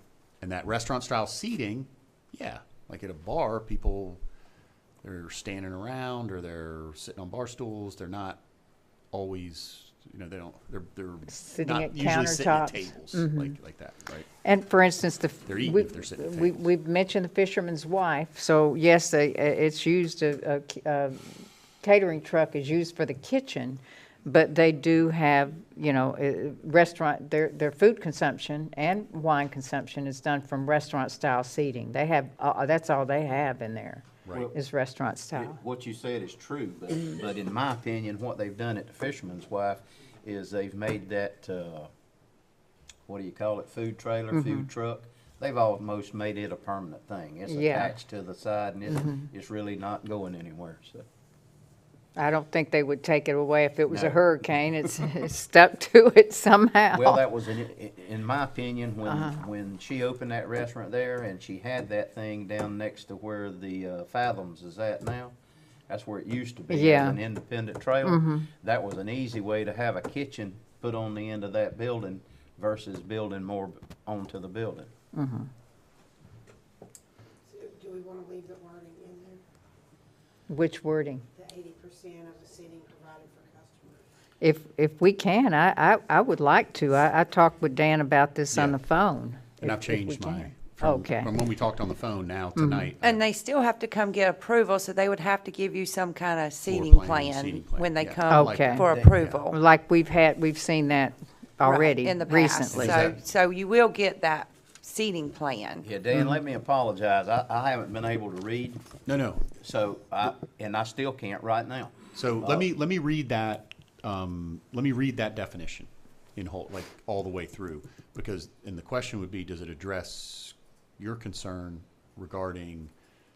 Basically, to me, that is an example, right? We're giving someone an example. We're saying, hey, you need 80% restaurant style seating in your establishment, and they would have to come to us, prove that, and that would be something. Although we wouldn't want to do it, city staff could code enforce on if for somehow they end up with a dance floor and bar stools and 3 tables. Like it would be obvious it was no longer 80% restaurant style. But the definition is public food service establishment means any building, vehicle, place, or structure, or any room or division in a building, vehicle, place, or structure where food is prepared, served, or sold for immediate consumption on or in the vicinity of the premises, called for or taken out by customers, or prepared prior to being delivered to another location for consumption. A minimum of 80% of the seating provided for customers shall be restaurant-style seating, such as tables or booths of adequate size to accommodate the service of full-course meals in accordance with the number of chairs or other seating facilities provided at the table. Sounds better to me. Again, I'm trying to absorb it as you read, but yeah, it sounds a little better to me. That kind of, Yeah. And this wording was in the ordinance. it is. that So we- that, where we start at a minimum of 80%, all that is in that was in the ordinance, yeah. So that just doesn't change, we just leave it in. All right. Well, the way that I see that 80%, this is just my opinion now, the other folks need to speak up here too, is there's one restaurant here in town, he's got one section, a bar.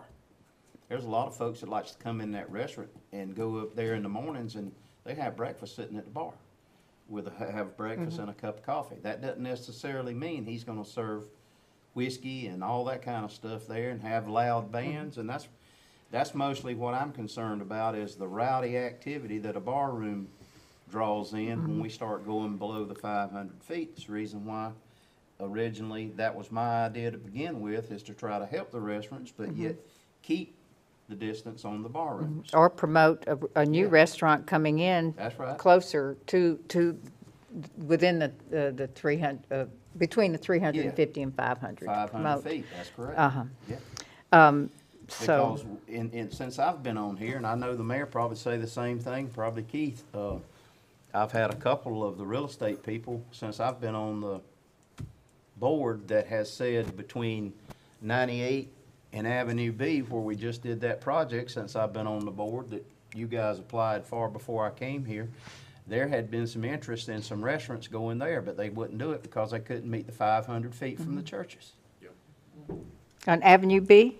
I hadn't heard that. That's Yeah. good. That was a commercial revitalization project. That's right. Hope it does revitalize one day. Can I mention something? Yes, ma'am. I want to remind all of us we're talking about the food establishments between 350 and 500 feet. Right. Which the ordinance also states they can't serve after 9 PM. Right. So whether they're sitting at a bar top or a picnic table, it has to end at 9 PM. And as a business owner, having someone tell me what I can, like how to do my clothing racks or how to set up my displays, that's a little frustrating. You know, maybe they want to be more modern, and a lot of newer restaurants only have bar top seating, but they're just restaurants. I mean, I sit at that bar table and watch the TV, and I don't think I've ever ordered an alcoholic beverage from the restaurant you're talking about, Mr. Tony, but that's just where Yeah, I neither. prefer to sit. I never have had any Crown Royal in my coffee. So I just want us to keep in mind that these restaurants cannot serve alcohol after 9 PM, no matter what kind of seating they have in there. And if they have a dance floor at 9 PM, there's not going to be any booze after Yeah, that. That's a really good, I mean, you're making a really good point that, you know, someone tries to slip it by us, well, they're only getting it Yeah. up till 9 o'clock. I mean, they're not, if they're serving alcohol in there, they can't after 9 PM. Right. Within 350 to 500, they can't, period. And I will say, I understand that, but it's easier to, if you want to take away some of this in the future, it's easier to take away some of these guidelines than it is to come back and add the guidelines in the future. It's easier to put it out there, and if everything is going good, you can always take away. You can always take away. I feel like it's going to, potential business owners are going to see this, and it's going to deter them from wanting to do anything with, if they can't even set up their restaurants the way they would like to. I mean, we've got some pretty strict stipulations in here already compared to other towns in the area. And telling them how they can do their interior decor, to me, it's a little overbearing.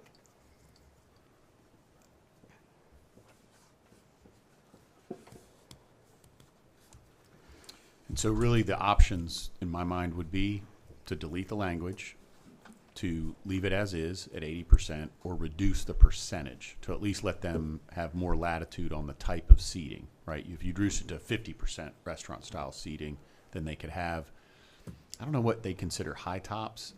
I mean, I sort of consider that restaurant, but some people could call them bar, right? Right. That's sort of an in-between thing. I don't know Or the answer counter to that. height. I mean, Yeah, what counter are height. we? Yeah, but if we could we could come up with something different than 80% if we want to keep something in there that more than the state definition to kind of push people to give us, again, examples of or guidelines for what is a restaurant or not. But, you know, I can't get out of my head now, though, what Commissioner Brown mentioned as far as 9 PM. I mean, Yeah. every bar wants to stay open after 9 PM. I mean, they're just not going to have, they'll have happy hour and then it's over for them.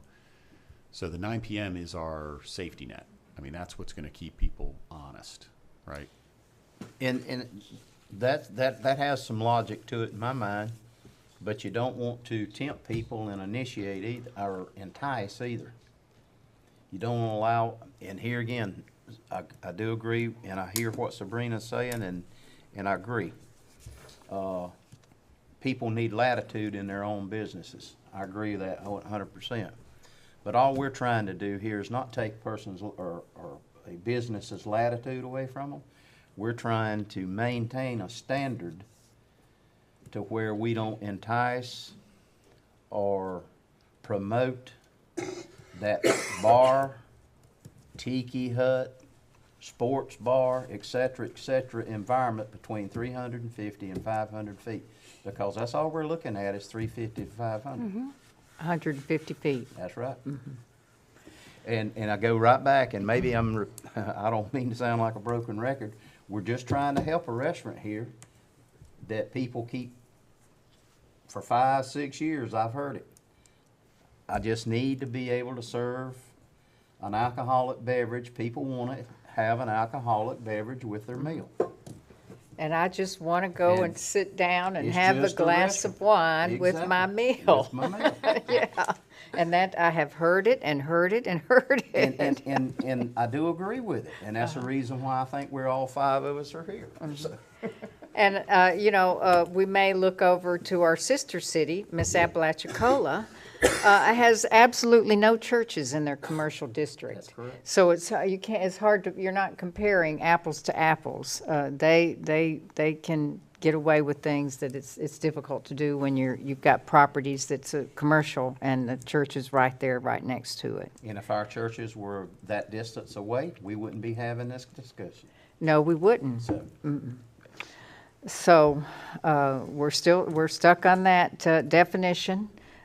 We have been through the whereases. Let's think about this a minute and let Mr. Hartman go back to, yes, ma'am. This has come up in a few, when I discuss with the public whether they can do something or not. Does this mean active churches? Because there is one in particular that's never used that is getting counted as a church, but it's not an active church. So I didn't know if, that was something that needed to be, That's a good question. because that church has been vacant for 20 years, but it's still a church-type building. And Even the building she's talking about would be a church building. There's one on 67 that's no longer a church, but it's a church. Right, but it's restrictive, and I agree with that. I've had concerns about that over the years. Do they have to have some type of permit or license to? Through the state, yes. Because in our land use, churches are only allowed in commercial. And they have to have a special exception in it. There's a few zoning categories that they can have special exception, but for the most part, they're permitted only in commercial. my first thought about that, and correct me if I'm wrong, my first thought about Keisha's question, I agree, it's a good question. As soon as that church that's sitting vacant goes back on the tax roll, then they're no longer a church. Now, just like the one on Highway 67, it should go back on the tax roll because it's no longer being used as a church and it's True. been purchased by someone else. I see what you're saying. And I've had a question over the years, and I had been tempted to bring it up, but I think I will now, although we're reading this ordinance. This is something, I have had concern over the years that we would have another church come up in the commercial district, just say, in the U-shaped mini mall there. A church might decide to set itself up in one of those small units, which we see that in many cities. And then that would establish another buffer. And is there some way that we could put a moratorium on that any new churches that are established would not reinstate a new buffer? We're way off the mark now. Yes, Hey, he's we smoking get into now, it, but see that yeah, smoke coming out? what we could define churches, and we could say churches are religious. You know, Yeah. I'll come up with a definition, but established prior to boom, and then no distances apply to that. So new churches are what they talk about coming to the nuisance, right? If a new church wants to set up, they can, of course. But they have to be But they get what they aware. get. I mean, they get That to with be, their neighborhood. are exempt They from can't that. push. Yeah. Yeah, push, Yeah, that would be my first thought. If a new church come in and there's a bar already within that Yeah, we range, can't. that's Well, just the church is gonna have to Yeah. accept that. Well, But they we would. would- I mean, we have that Yeah. situation already with the junction and some of that, right? Where they were grandfathered in. But the idea that obviously if they discontinued the junction, I don't want to jinx anybody.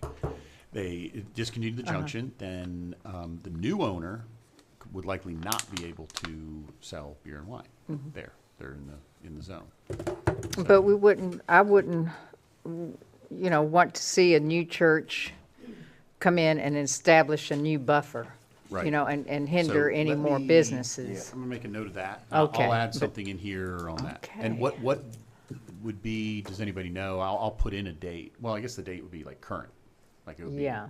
When we, Uh-huh. yeah, effective date of the ordinance type thing, yeah. I didn't think that would be that easy.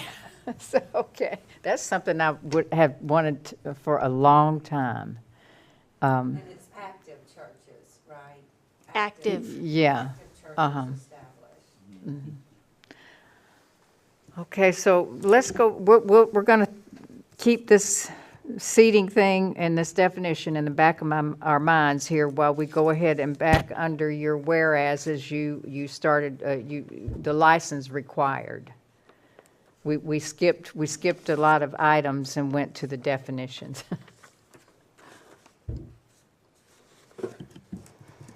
So, this would be language that would not change, is the license required is for all manufacturers, distributors, importers, exporters, and vendors of alcoholic beverages shall comply with all licensing and regulatory requirements of Florida law and all rules and regulations promulgated pursuant thereto.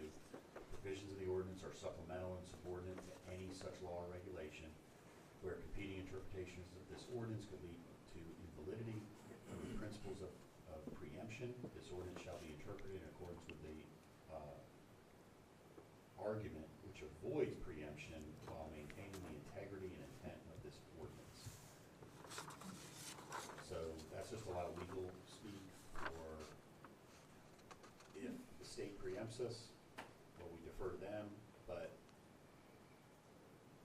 anything that's in here that doesn't, the state does not preempt, applies. Mhm. And then we move to paragraph 2, which is location for sale of alcoholic beverages must be approved by city commission. So this is where anybody who wants to sell, whether it's 350 feet, 500 feet, either type of restaurant or bar business, comes to the city for permission. Alcoholic beverages may only be sold from or served in duly licensed premises which meet all zoning and location requirements of the City of Carrabelle zoning ordinance and this ordinance.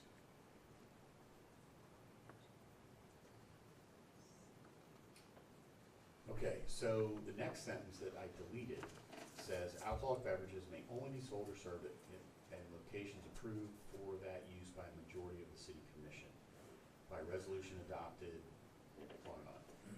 That language was related to that's from the 2006 ordinance that's been left over. And what that the 2006 ordinance was what they called a consent of use ordinance. It had no distance in it. It was just sort of discretionary to the commission whether that is a location we would like to see the sale of alcoholic beverages at, right, or sale and consumption. So that language deleted. So when I say they have to come before you, that would not be the case. Meaning if someone came in here and said, I want to open up a restaurant in the city of Carrabelle, they would present under, if we have the seating requirement and some of those other things in here, they'd come to staff, they'd present their seating plan, staff would look at it, everything else, but it would just get processed because they're in compliance with this new ordinance because they're 375 feet from a church, it's a restaurant, so it would not come before you under this revision. So that's the effect of that revision.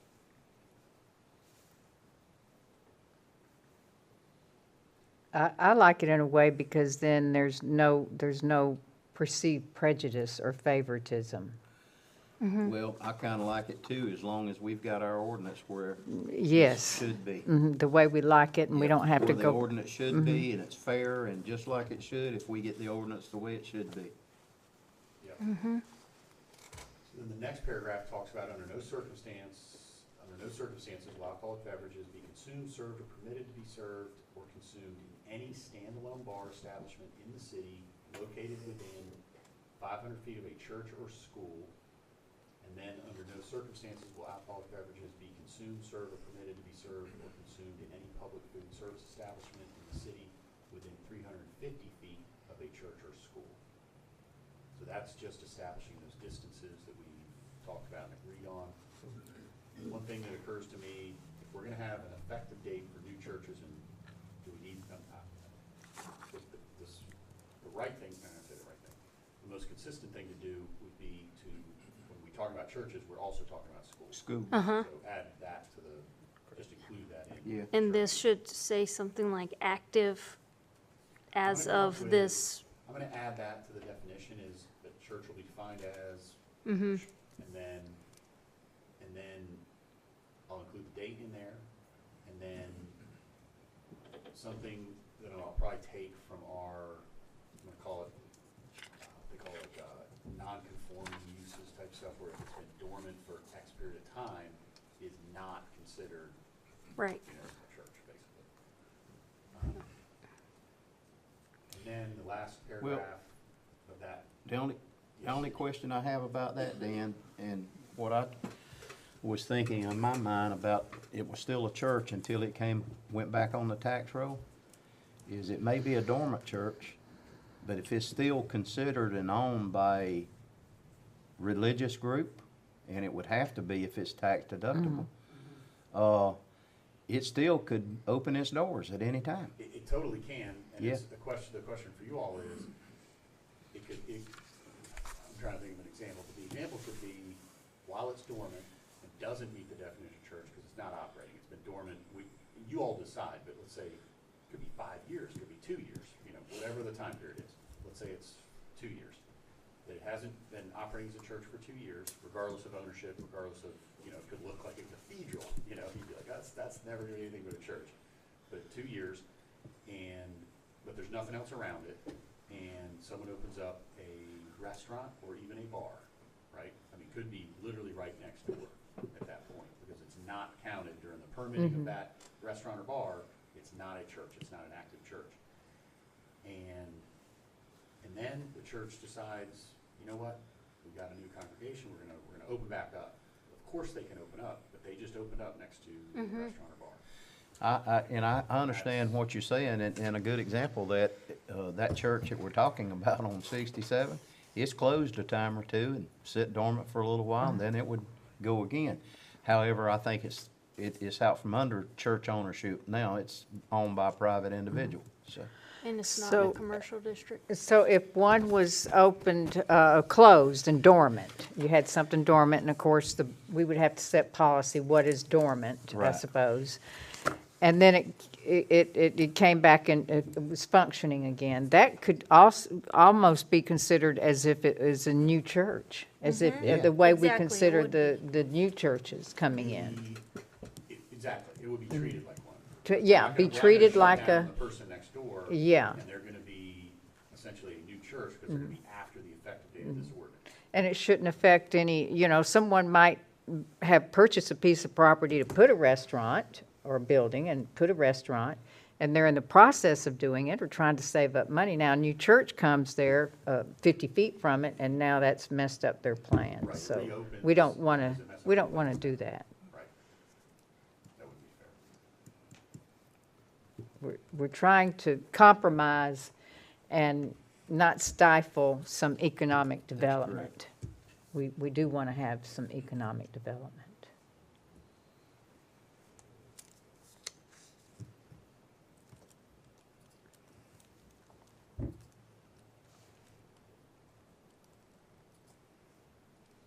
So what's gonna be for consideration, your all's consideration is, how long have they ceased operation as a church, right? That's the tough one. What is the definition of dormant? I say holding regular services. But is there, well, I don't know, we'll have to look it up. Yeah, I'll do Okay. I'll draft something that you all won't be pleased with, but All right. you can, it'll give But you a we'll starting get- point. We'll We'll let get you It won't be good know. enough for you. You'll chew it up. But We'll that's be my charged job. So I'll for. get you something to play with, and you can decide. Something Never good enough. I like the way he put it. sounds like my husband. Okay. All right, so, did you talk about, did you tell the measurement So of the the distance? measurement, that's the last piece of this, paragraph 2, is the measurement of the distance between the place of business, standalone bar, or public food service establishment where alcoholic beverages are consumed or served, and a church or school shall be from the main entrance door to the main entrance door of each establishment as a crow flies. So we're going main door to main door. So it's a different measurement that does shorten things from how historically we've done it. Are we all in agreement on that? Yes. Okay. All right then. And then paragraph 3 is hours during which the sale of alcoholic beverages are not allowed. And Courtney suggested that wording, and I agree, that it's easier for the public to understand because of the way these sections are worded. And it needs to have a colon there. I think it's a period.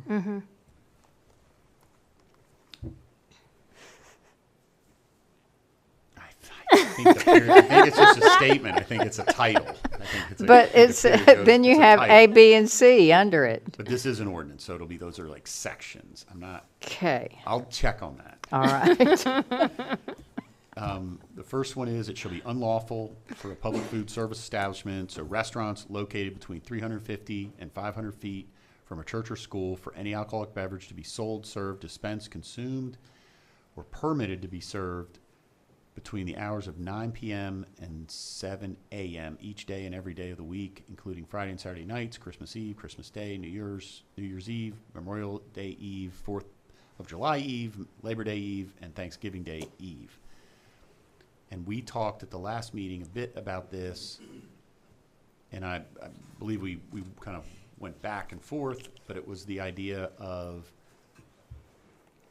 it's sold, served, dispensed, consumed, or permitted to be served. So if you got your drink, if you ordered a drink that you're allowed to order at 8:30 and you're still drinking it you can't be drinking it at 9:01, right? Are we encouraging people to just down them at the stroke of 9, or if it's Shots after 8:30. right, because it's served or dispensed, that's great. That's totally the way it should be, right? At 9.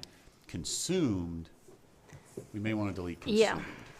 Because consuming it is Sold, served, dispensed, permitted to be served.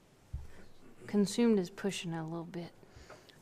because someone could definitely order it at 8:55. They could Right. order Yes. a drink, Uh-huh. and they're Okay, so on that, if you're gonna, on that, I had someone call me, a married couple that we all know very well, but not the Sullivans. They, Are you sure? yes, I'm sure. They called me on a conference call the next day. And the state they're from, they have something similar to this, where they cut the service off at a certain time. And I don't know if I told you about this, but anyway, for these between the 350 and 500 feet, they asked me to present this. It's called Off the Table. And that I think I did talk to you about that. Off the table, all alcoholic beverages must be off the table and no longer allowed to be consumed 45 minutes following the time of service, no longer permitted. So, for instance, if this was, if it's at 9 o'clock, then by 9:45 is what this couple is suggesting. By 9:45, consumption would no longer be allowed. Of course, you know, we wouldn't go in there and check on folks, but if someone complained, then I'm thinking that's where the police officers would come in. But I was requested to present this to the commission, and I'm presenting it to the commission. Thank you.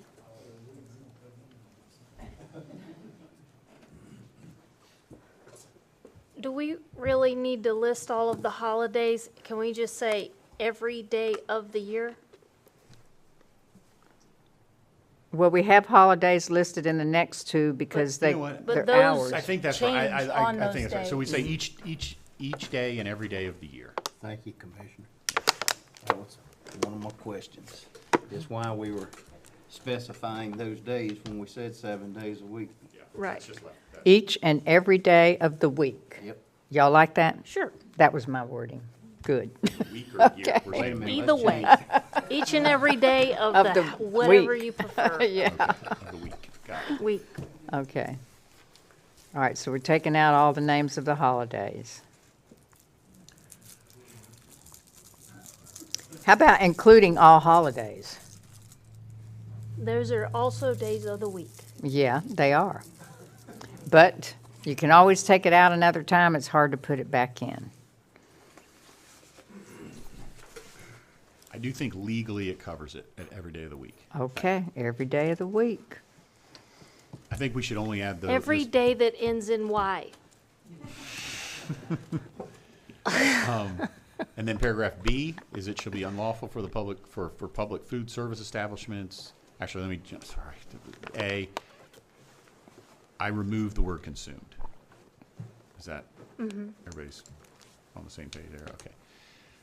B, it shall be unlawful for public food service establishments located 500 feet or greater from a church or school for any alcoholic beverages to be sold, served, dispensed, consumed, or permitted to be served between the hours of 1 a.m. and 7 a.m. each day, except that alcoholic beverages may be sold, consumed, served, or permitted to be served between midnight and 2 a.m. That midnight needs to be a 1. Yeah, 1 a.m. 1 a.m. and 2 a.m. on Friday and Saturday nights, Christmas Eve, Christmas Day, New Year's Eve, Memorial Day Eve, 4th of July Eve, Labor Day Eve, and Thanksgiving Day Eve. Now, where did you say that applies? That applies on from it, so you get an extra hour on Friday and Saturday nights. No. What? Not when, but what establishments? 500 500 and better. Public food service establishments located 500 feet or greater from a church or school. That's correct. And that or greater Yeah, is or Ms. greater. Courtney's words. Yep. I thought I heard him say the 350 because the 350's cut off at 9 o'clock. Yes. Yep. Can I ask a question? Could we combine B and C and just say public food establishment or standalone bar? They're the same, right? Or am I? Yeah, we can. It's Okay. because we're talking the same.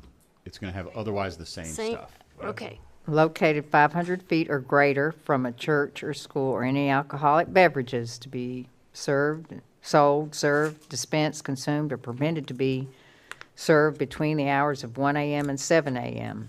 Okay. So that's exactly the same language? It should be. Yep.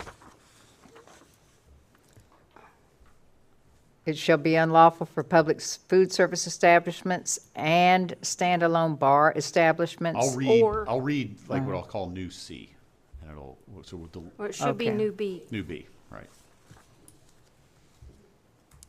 Okay, so it shall be unlawful for standalone bars or public food service establishments in the city located 500 feet or greater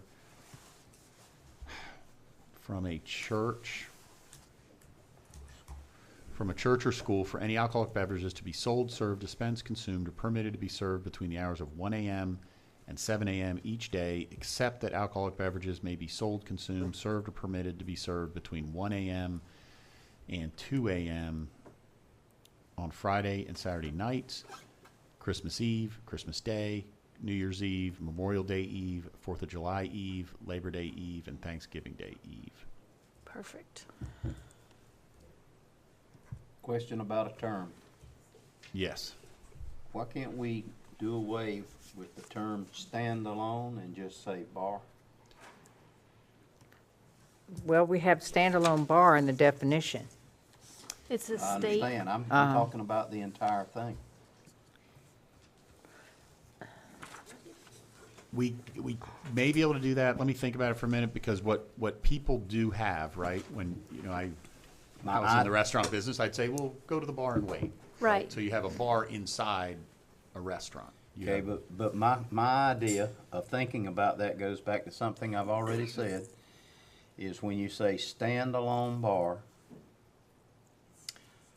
a tiki hut would not be considered necessarily a standalone bar, or a sports bar wouldn't, because they serve food as well.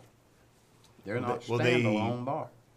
They're obviously good to go if they're outside 500 feet. We don't care which they are, but if Exactly. they're trying to get in on the 360 feet, Exactly. then they're going to need the seating. They're going to be shut down at 9. Okay. They we should have enough control over that, I think. I'm just asking the question. Oh, yeah. No, that's what we're doing. We're making this, it's good. Okay, on A, under number 3, this is just a edit here. It shall be unlawful for public food service establishments in the city Oh, yes. located, just like you have in the city on B, on New B.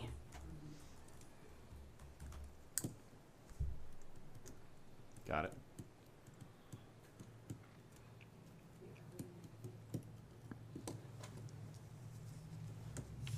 All right, and then we move into the definitions that we've just gone over. We want to go over them again. Well, do we want, are we going to And what- call standalone bar something else now, or? Let me do this because we're going to add definitions. I'm going to add definitions to the Okay. definition section, so let's. With the churches and schools. Yeah, I'm going to do the churches. I'm gonna Dan, add the not trying to be complicated, but do you see the meaning behind what I'm saying there with the term standalone versus just bar?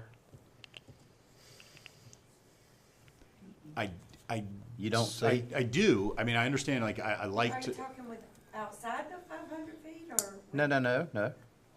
Between the what is 350 and the 500. So what's your concern? Your concern They is can't that, have one there. that someone tries to. That someone tries to manipulate a restaurant, and it's really not a restaurant, it becomes a bar room. Okay, and I know, the thing is, that is our, we put safeguards in for that. Yeah, right? outside the Which is- 500 which is the feet, no big seating. deal. So we're talking 350 to 500. Right now, the safeguards are, The hours. they're gonna be shut down at 9, period. So that would be, if you're in the bar business, you'd be pretty foolish trying to pull Right. that off, right? You're not gonna maximize. No, I'm just throwing it on the other side of it. And then seating. Right now, we still have the seating in there. So- And we may be covered. I'm just posing Yeah, that question. absolutely, and absolutely. don't want to labor what we're doing here. I think we're making a lot of headway, in my opinion. I keep saying standalone bar only because I'm trying to, if we ever ended up in, which I don't, we're not going to, but if we did, into litigation on this, that is what the state calls it. Yeah. Right? That's the only reason. It's not I'd have no love for that term. But Like a standalone business. It's not a part of a shopping center. It's just a standalone bar I do think it'll have legal. establishment. I think That's the word I'd use on some of that where he says premises, but I'm not the attorney. But that is right. In that definition of standalone bar, it says which I'll just read it real quick, means any licensed premises devoted during any time of operation predominantly or totally to serving alcoholic beverages, intoxicating beverages, or intoxicating liquors, or any combination thereof for consumption on the licensed premises in which the serving of food, if any, is merely incidental to the consumption of any such beverage, and the licensed premises is not located within and does not share any common entryway or common indoor area with any other enclosed indoor workplace, including any business for which the sale of food or any other product or service is more than an incidental source of gross revenue. So, yeah.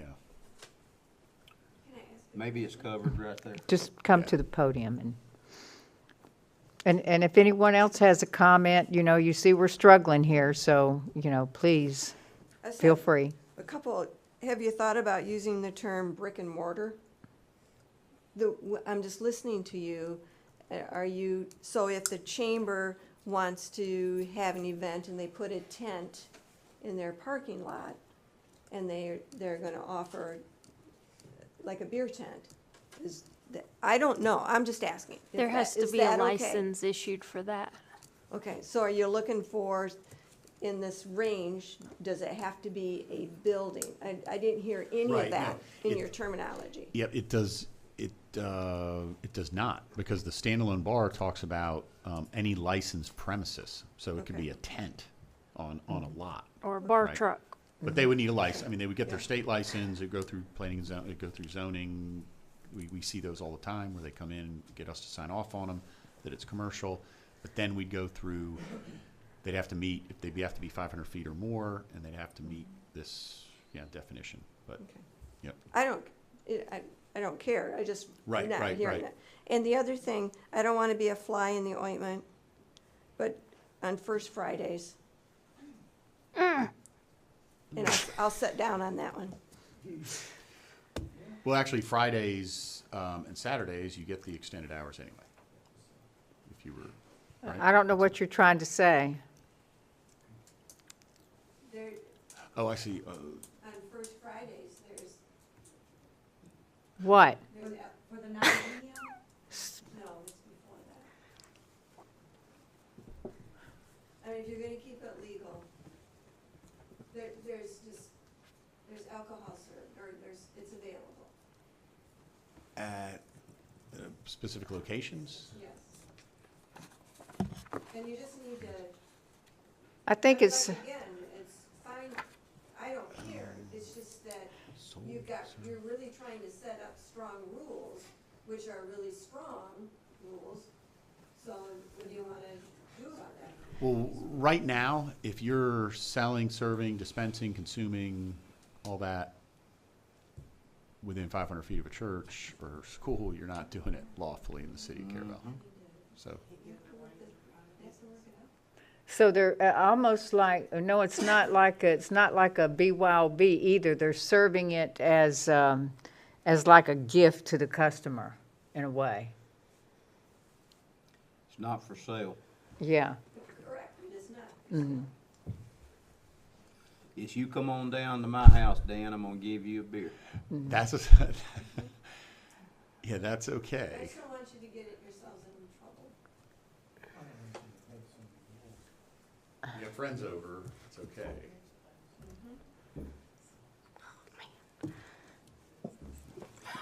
Just, You earn your keep tonight. But you know what we're trying to do? We're trying to make it where some establishments can come in these locations and serve beer and wine. And I understand that Carrabelle Junction's going to be open tomorrow night for First Friday, for their first time, and they serve beer and wine, and they're going to have that available tomorrow night with their sandwiches, and I intend on going and having a glass of wine. How dare me? And that will eventually, bring people downtown, and these shops that are trying to promote their businesses won't necessarily have to give away beer and wine. They could. we're all losing it. What I'll do is I'll add some definition stuff, churches and all that in that definition section. And then, Okay, what about this, the seating then? We left off on that and said we'd give our time, think about this in the back of our mind till we came back to it. I like the compromise. I like the restaurant-style seating. People that are coming into the bar business and serving alcohol, they know they're going to have guidelines and restrictions, and it starts on the state level. And they know that already. And I had mentioned already that 50%, I felt like that 80% was a little much for the restaurant-style seating. So, if we wanted to keep that wording, we could compromise. And as I've said before, you can always take away. It's hard to put something like that back in.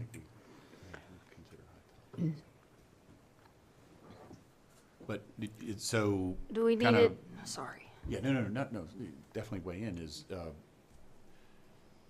I guess, number one, do we want to keep the language so that staff can make an easier determination between bars and restaurants, right? That someone comes in and says, I want to do a restaurant, and they're at 375 feet. For restaurant-style seating. Yes, ma'am. Right. That's what I don't know, like high-top tables. That's where I always sit. Well, it says it right here. Well, it does have it in there. Right? So yeah, adequate by all that. Tables. So we say, Yeah. because that would be helpful So for it's staff. not like a bar. Yeah, such as tables or booze. So that's good for staff. That'll help let us process these things. Mm-hmm. But then do you want 80% or 50%? pleasure of the commission on that. What about a compromise? Well, I can go with a compromise. I'll go ahead and say I like the 80% because of its intention and its purpose and giving definition for staff to be able to work from. But they just brought up something like Commissioner Brown described about the bar style. That still can be a restaurant if it's set up high, like high stool. I've been in restaurants to where you have those, and that's kind of what I was describing with this other place here in town. And but if it's set up for the purpose of eating and not for the purpose of sitting there and getting drunk, so to speak, you know, that kind of environment. But I still like the 80%, but I'll compromise if that's what the board wants to do. I'll meet you halfway. I'll just say I like the 80% as well, because we're trying to establish restaurants. Restaurants, yeah. I like the 80%, but I would compromise if we came to a standstill on it. Do we want to do 50%? I'd like to see 50%. That gives the owner the option to be able to seat how he feels seatable. And 50% is still a lot as far as having restaurant seating, Mm-hmm. I believe. Okay. You get to be the tiebreaker. Yeah. I'm good with whatever y'all want. That ain't working. 50 or 80? That's not Let's do working. it in the middle. Oh, Lord. So what is that, 60? 60%. How about 60. 60. 60%.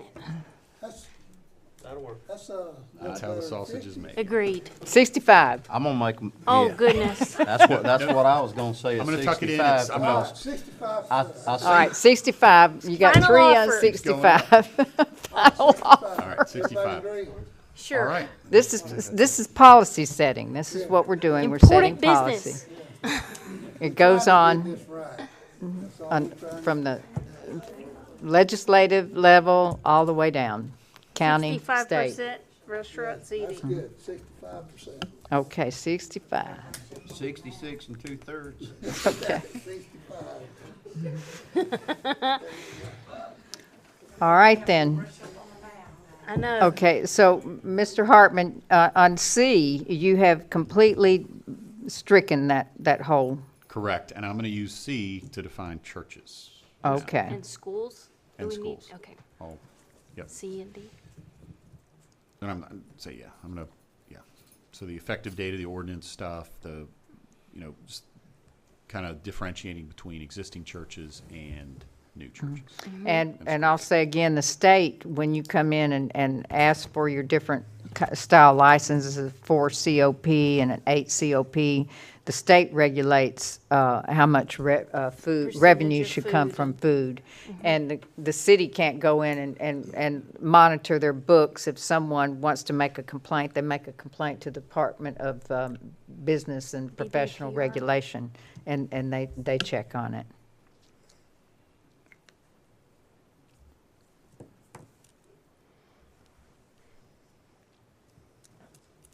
And that's it. Let's see. Oh, yeah, signature lines on the back. Getting late, guys. Okay. Now what? All right, well, you're going to make another draft that we will tear up a little bit? Yep. And then, okay, and then we'll look at it next month. Is that correct? That's correct. So All we're right. not voting on anything tonight?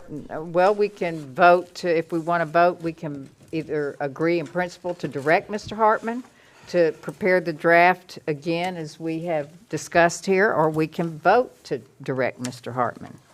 I don't think, I got it. All right, so we're agreeing in principle to direct Mr. Hartman to prepare us another draft. But this is what it takes. Yes. Just trying to I get this feel like right. we made a lot of headway, Yeah. and we're, It's good. Let's see. So that's it. Anything else? Anything else you want to say about this? Anything from the public? Thank you all for sitting in and listening. Any comments about it? I will. Oh, please come to the podium.